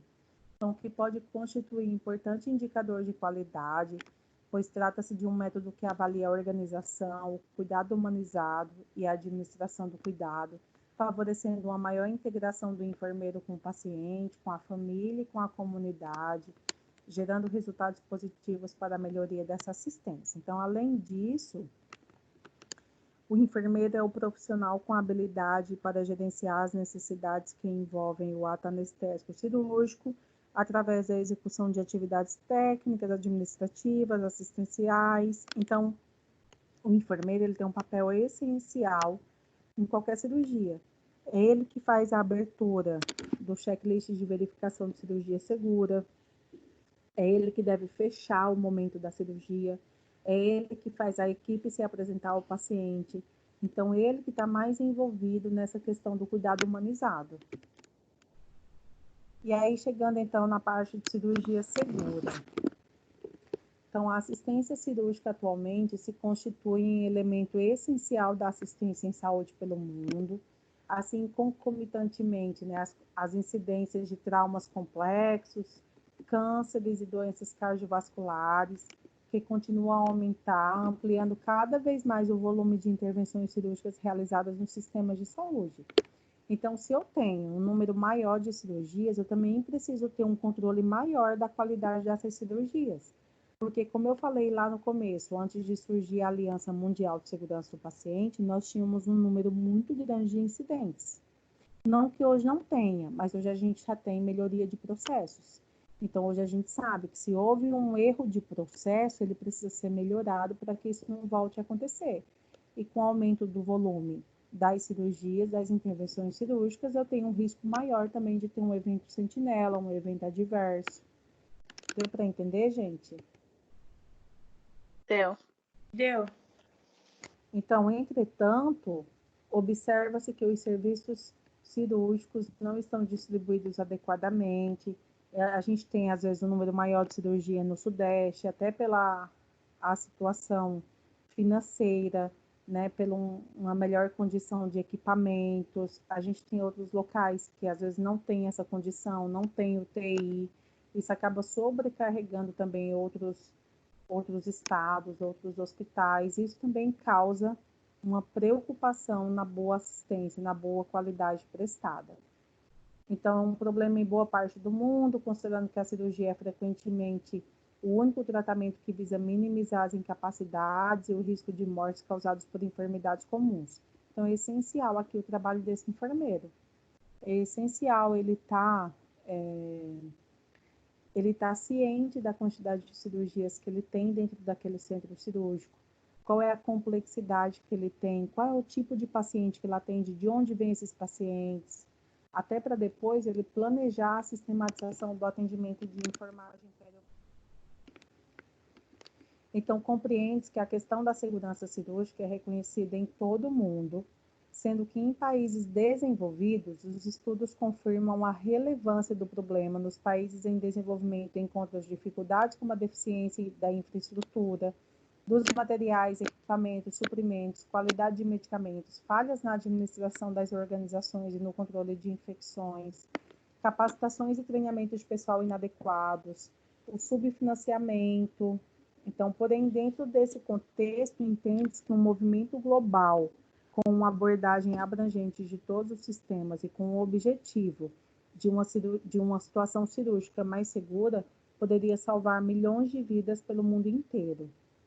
Então, todas as vezes que eu avalio os meus riscos, eu tenho que pensar em qual programa, qual momento, qual situação de melhoria eu posso trazer para aquele meu contexto atual, para melhorar e para assegurar uma condição cirúrgica de qualidade para aquele meu paciente. Deu para entender até aqui, gente? Deu. Okay. Sim. Vocês estão conseguindo ver os meus slides aí?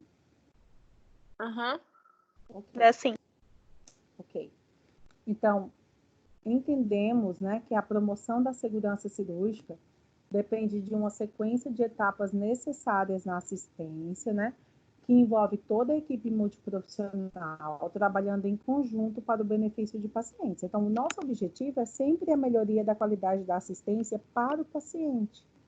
Então, toda equipe, e aqui entra o que a gente conversou lá atrás sobre comunicação, toda equipe multiprofissional, ela precisa ter um único objetivo, que é melhorar a assistência do paciente, oferecer uma cirurgia de qualidade para esse paciente.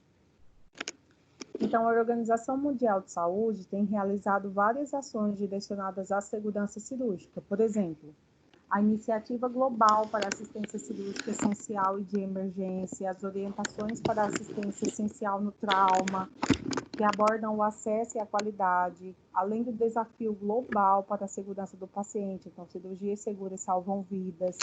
Lá no final, vocês vão ver as 6 metas internacionais. E aqui, como falou lá no início, a cada 2 anos, a Organização Mundial de Saúde lança esse desafio. Então, por exemplo, um desses desafios foi o tema Cirurgias Seguras Salvam Vidas, que foi voltado exatamente para assistência cirúrgica, né? E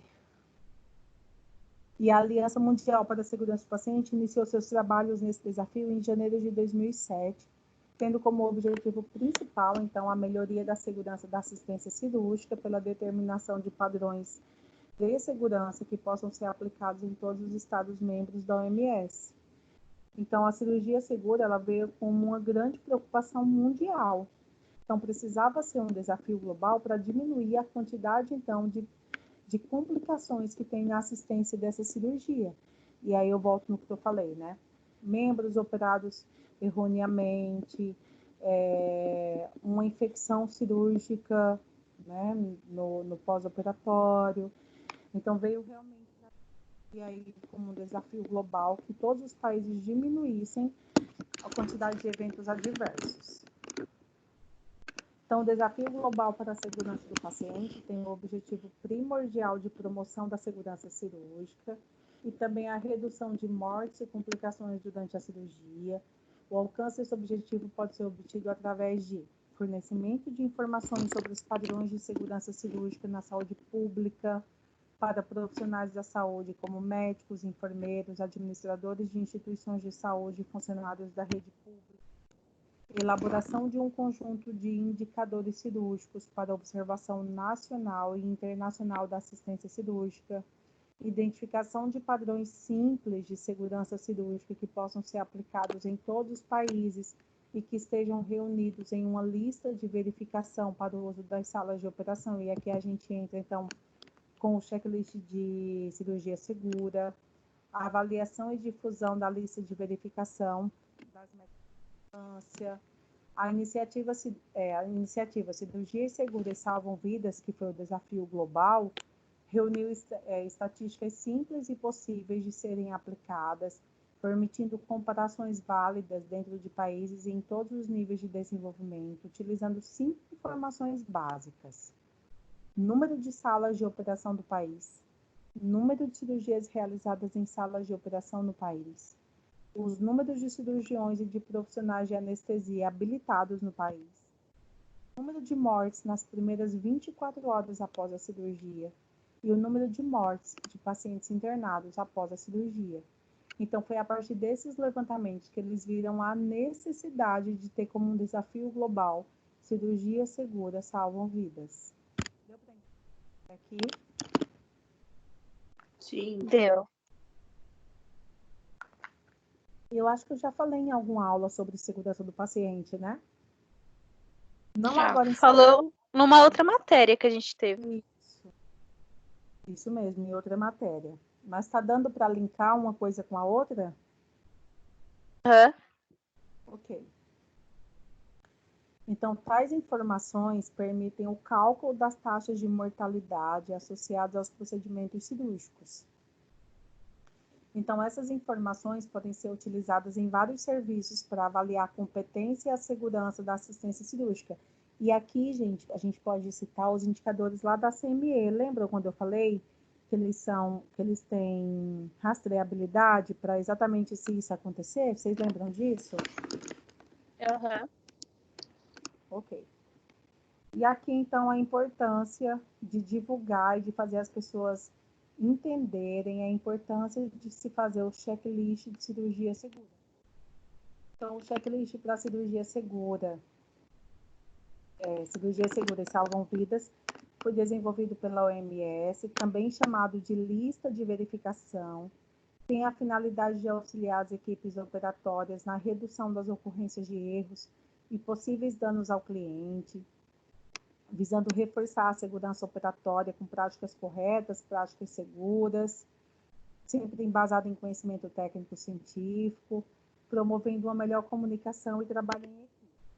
Como prática baseada em evidências, o checklist encontra-se dividido em 3 momentos. O antes da indução anestésica, então, quando o paciente ainda está acordado, e a gente tem uma dificuldade muito grande aqui dos hospitais, porque geralmente eles dão pré-anestésico no quarto. Então, quando o paciente ele chega no centro cirúrgico, ele já está dormindo muitas vezes. E a gente não consegue fazer esse antes da indução. Então, é uma questão que a diretoria do hospital também precisa estar a par dessa situação.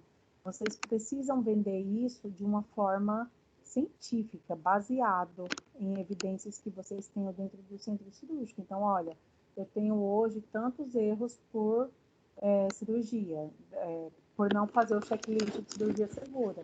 Se a gente fizer isso, olha os benefícios que a gente vai ter. A diretoria precisa estar junto com vocês, porque muitas vezes, nesse momento aqui, a diretoria vai ter que entrar. Pessoal, olha, vamos mudar. Como que são feitos em outros hospitais?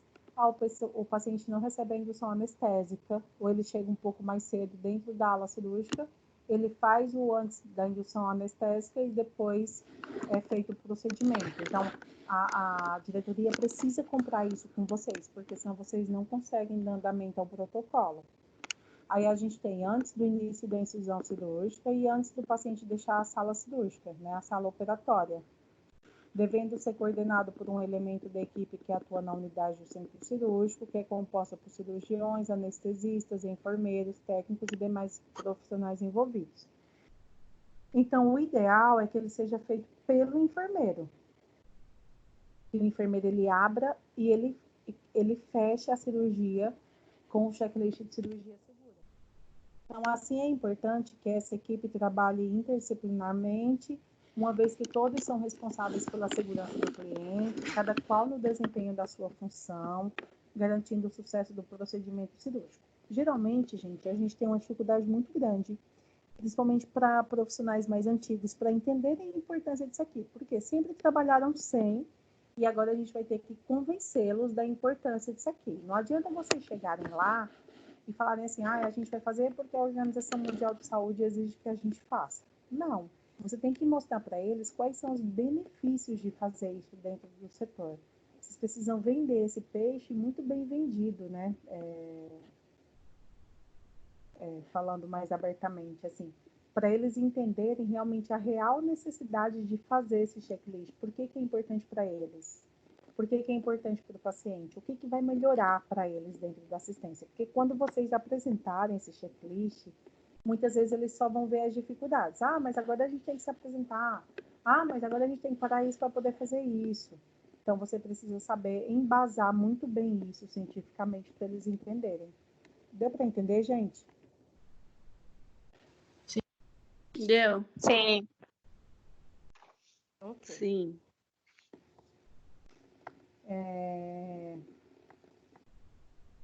Vamos lá. Então, dessa forma, ocorre a integração e interação entre a equipe, utilizando a checagem como meio de comunicação interpessoal, facilitando a assistência ao paciente, sendo que o relacionamento interpessoal é o segundo item de estresse apontado por profissionais de centro cirúrgico. Isso aqui ocorre por tudo que eu já falei para vocês aqui no início da aula. Atrás somente de sobrecarga de trabalho, a utilização do checklist visa diminuir o atrito provocado por situações inesperadas. Então, eu já tenho tudo bem planejado. Então, a apresentação dos membros da equipe antes do procedimento melhora a segurança para o paciente e também para a equipe. Então, eu estou lá como paciente, então eu sei quem é o anestesista, eu sei quem é o médico, o segundo médico, né, quem são os auxiliares, quem é o enfermeiro, então eu me sinto segura dentro daquela equipe, eu conheço aquela equipe. Diferente de alguém me tirar lá do quarto, me levar para lá, me dar uma anestesia, eu dormir, eu não sei nem quem está lá na sala, o que cada um lá vai fazer. Então, portanto, não é suficiente apenas a implementação dos protocolos pelas instituições, mas se faz necessário que os profissionais utilizem a ferramenta apresentada, o que ocorre quando as equipes compreendem a importância, a necessidade e incorporam tudo isso à prática diária. Efetuar a checagem através do coordenador e com a participação do paciente e da equipe é fundamental para o sucesso do procedimento. O rastreamento e o controle de eventos adversos podem caracterizar indicadores de qualidade da assistência de saúde. Por exemplo, em 2016, nós tivemos 10 cirurgias onde o membro foi operado errado. Nós tivemos 50 cirurgias, um exemplo, tá? Tivemos 5 cirurgias em que o paciente apresentou febre nas primeiras 24 horas após a anestesia. Nós tivemos 60 casos de medicações administradas erradas, porque o paciente, o checklist não foi conferido antes. Ainda lá na ala, a pulseira do paciente, para ver se era o paciente mesmo que ia fazer a cirurgia. Tá? Então, quando a gente começa a ter indicadores e a gente consegue comprovar qual é a real dificuldade que a gente está tendo lá dentro, fica mais fácil de convencer a equipe. Então, caracterizar indicadores de qualidade da assistência em saúde, demonstrando a necessidade de investimento em treinamento, educação permanente, conscientização dos profissionais.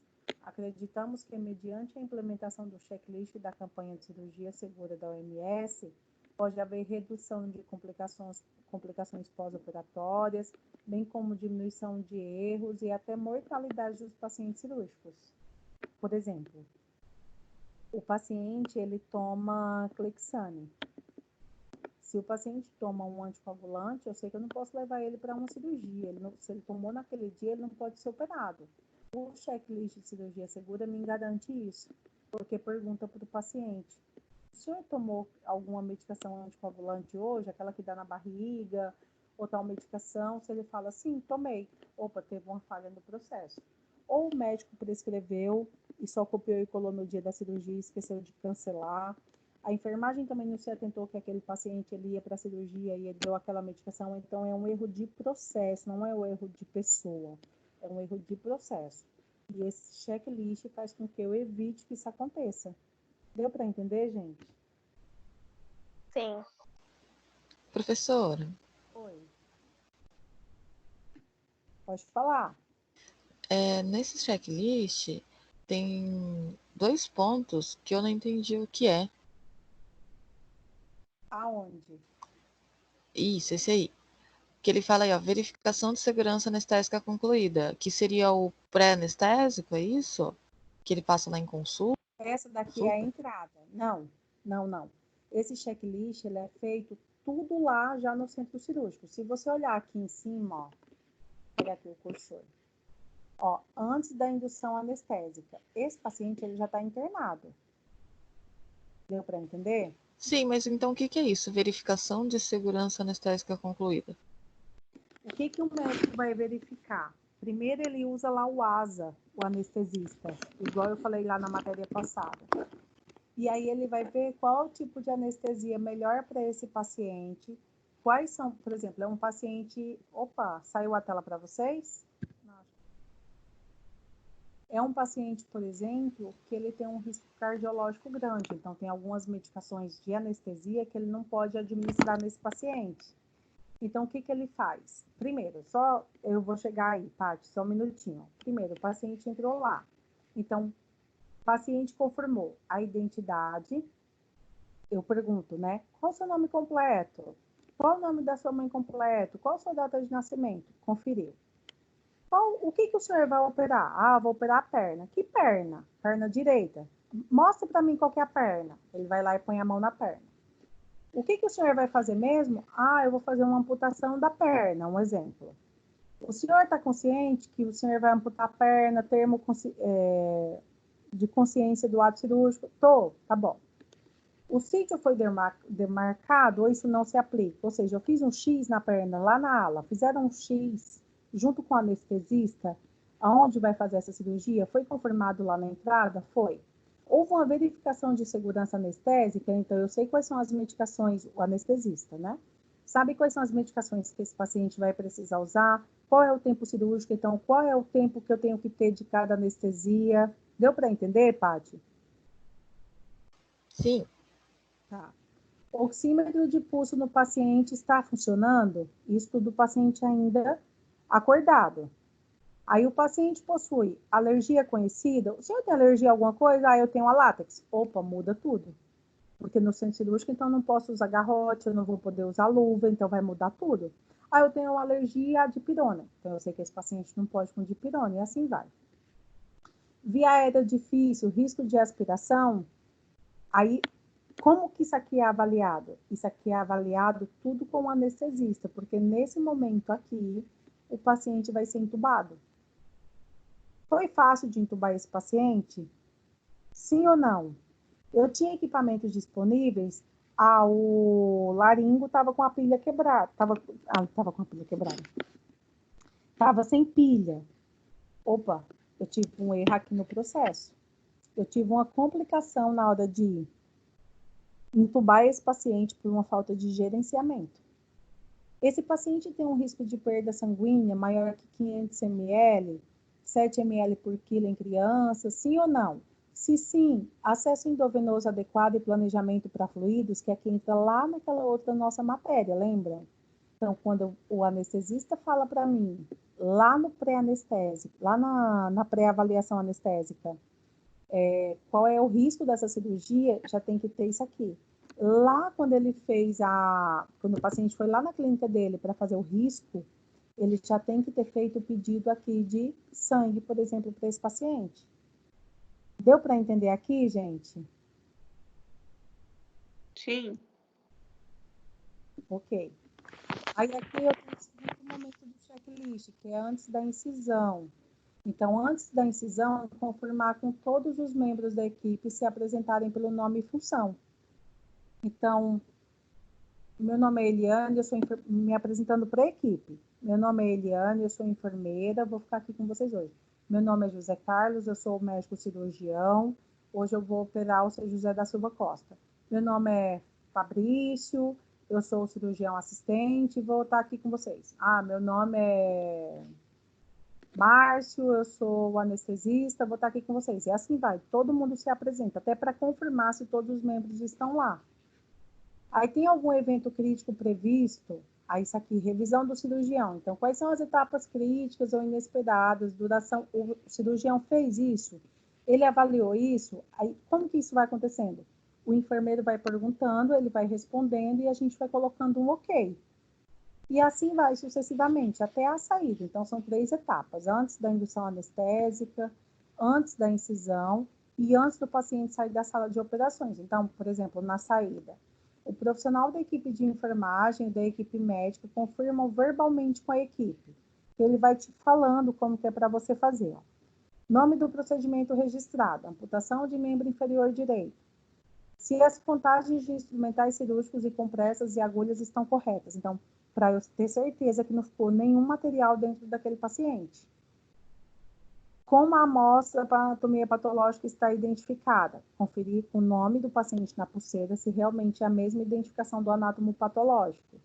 Se há algum problema com o equipamento para ser resolvido. Opa, estava sem pilha lá no laringo.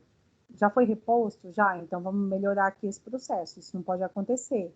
O cirurgião, o anestesiologista e a equipe de enfermagem revisam preocupações essenciais para a recuperação e o manejo desse paciente. Olha, esse paciente vai ficar com... Vou fazer a prescrição, com soro fisiológico, com reposição, nananã. A enfermagem, olha, a gente tem que acompanhar, então, sinais de hemorragia, pressão arterial, sinais vitais. Deu para entender, gente? Sim. Entendi. Ok. E aqui eu dei um exemplo, então, das 6 metas internacionais, só para vocês conhecerem aí. E aí ela está na 4ª meta internacional, que é assegurar a cirurgia em local de intervenção, procedimento e pacientes corretos. Tá bom? Então, essas aqui são as 6 metas. A primeira meta aqui é a identificação e a segunda é a comunicação. Gente, ficou alguma dúvida? Tudo bem até aqui? Tudo bem. Tá. Alguém quer fazer alguma pergunta? Paty, eu vou voltar lá na matéria.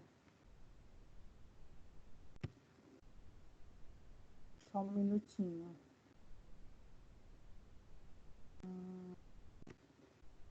Busco.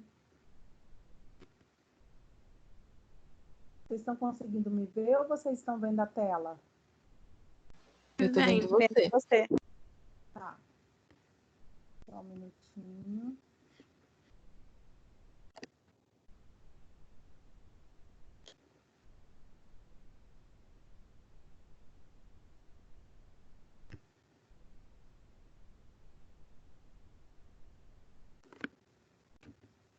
Paty, qual que era mesmo a sua dúvida?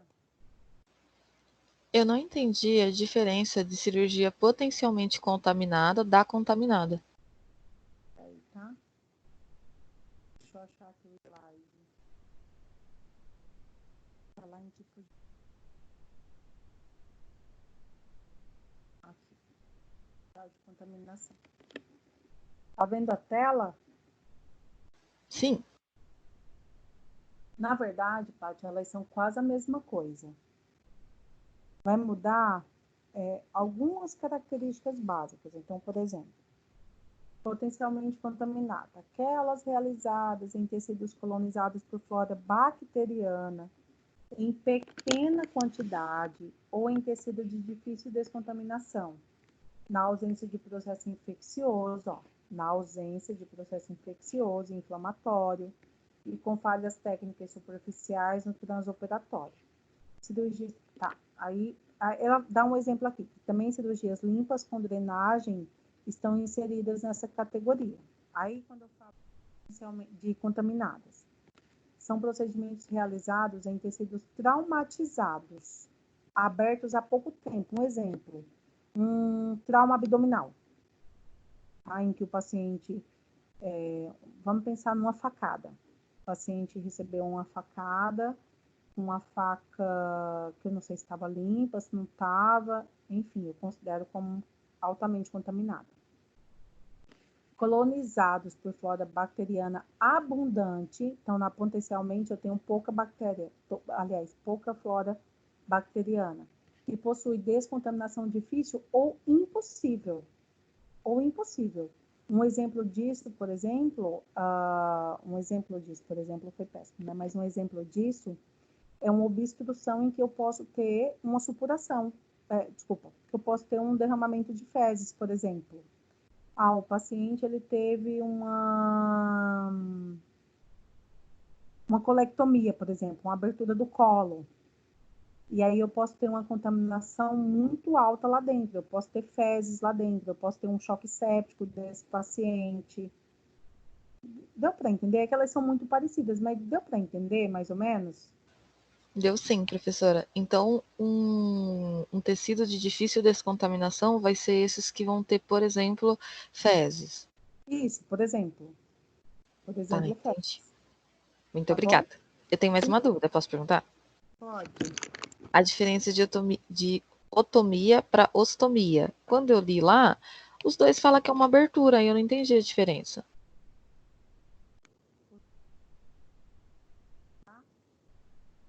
Ficou muito baixo, eu não tô te ouvindo. Não sei se você tá falando, mas se você tiver.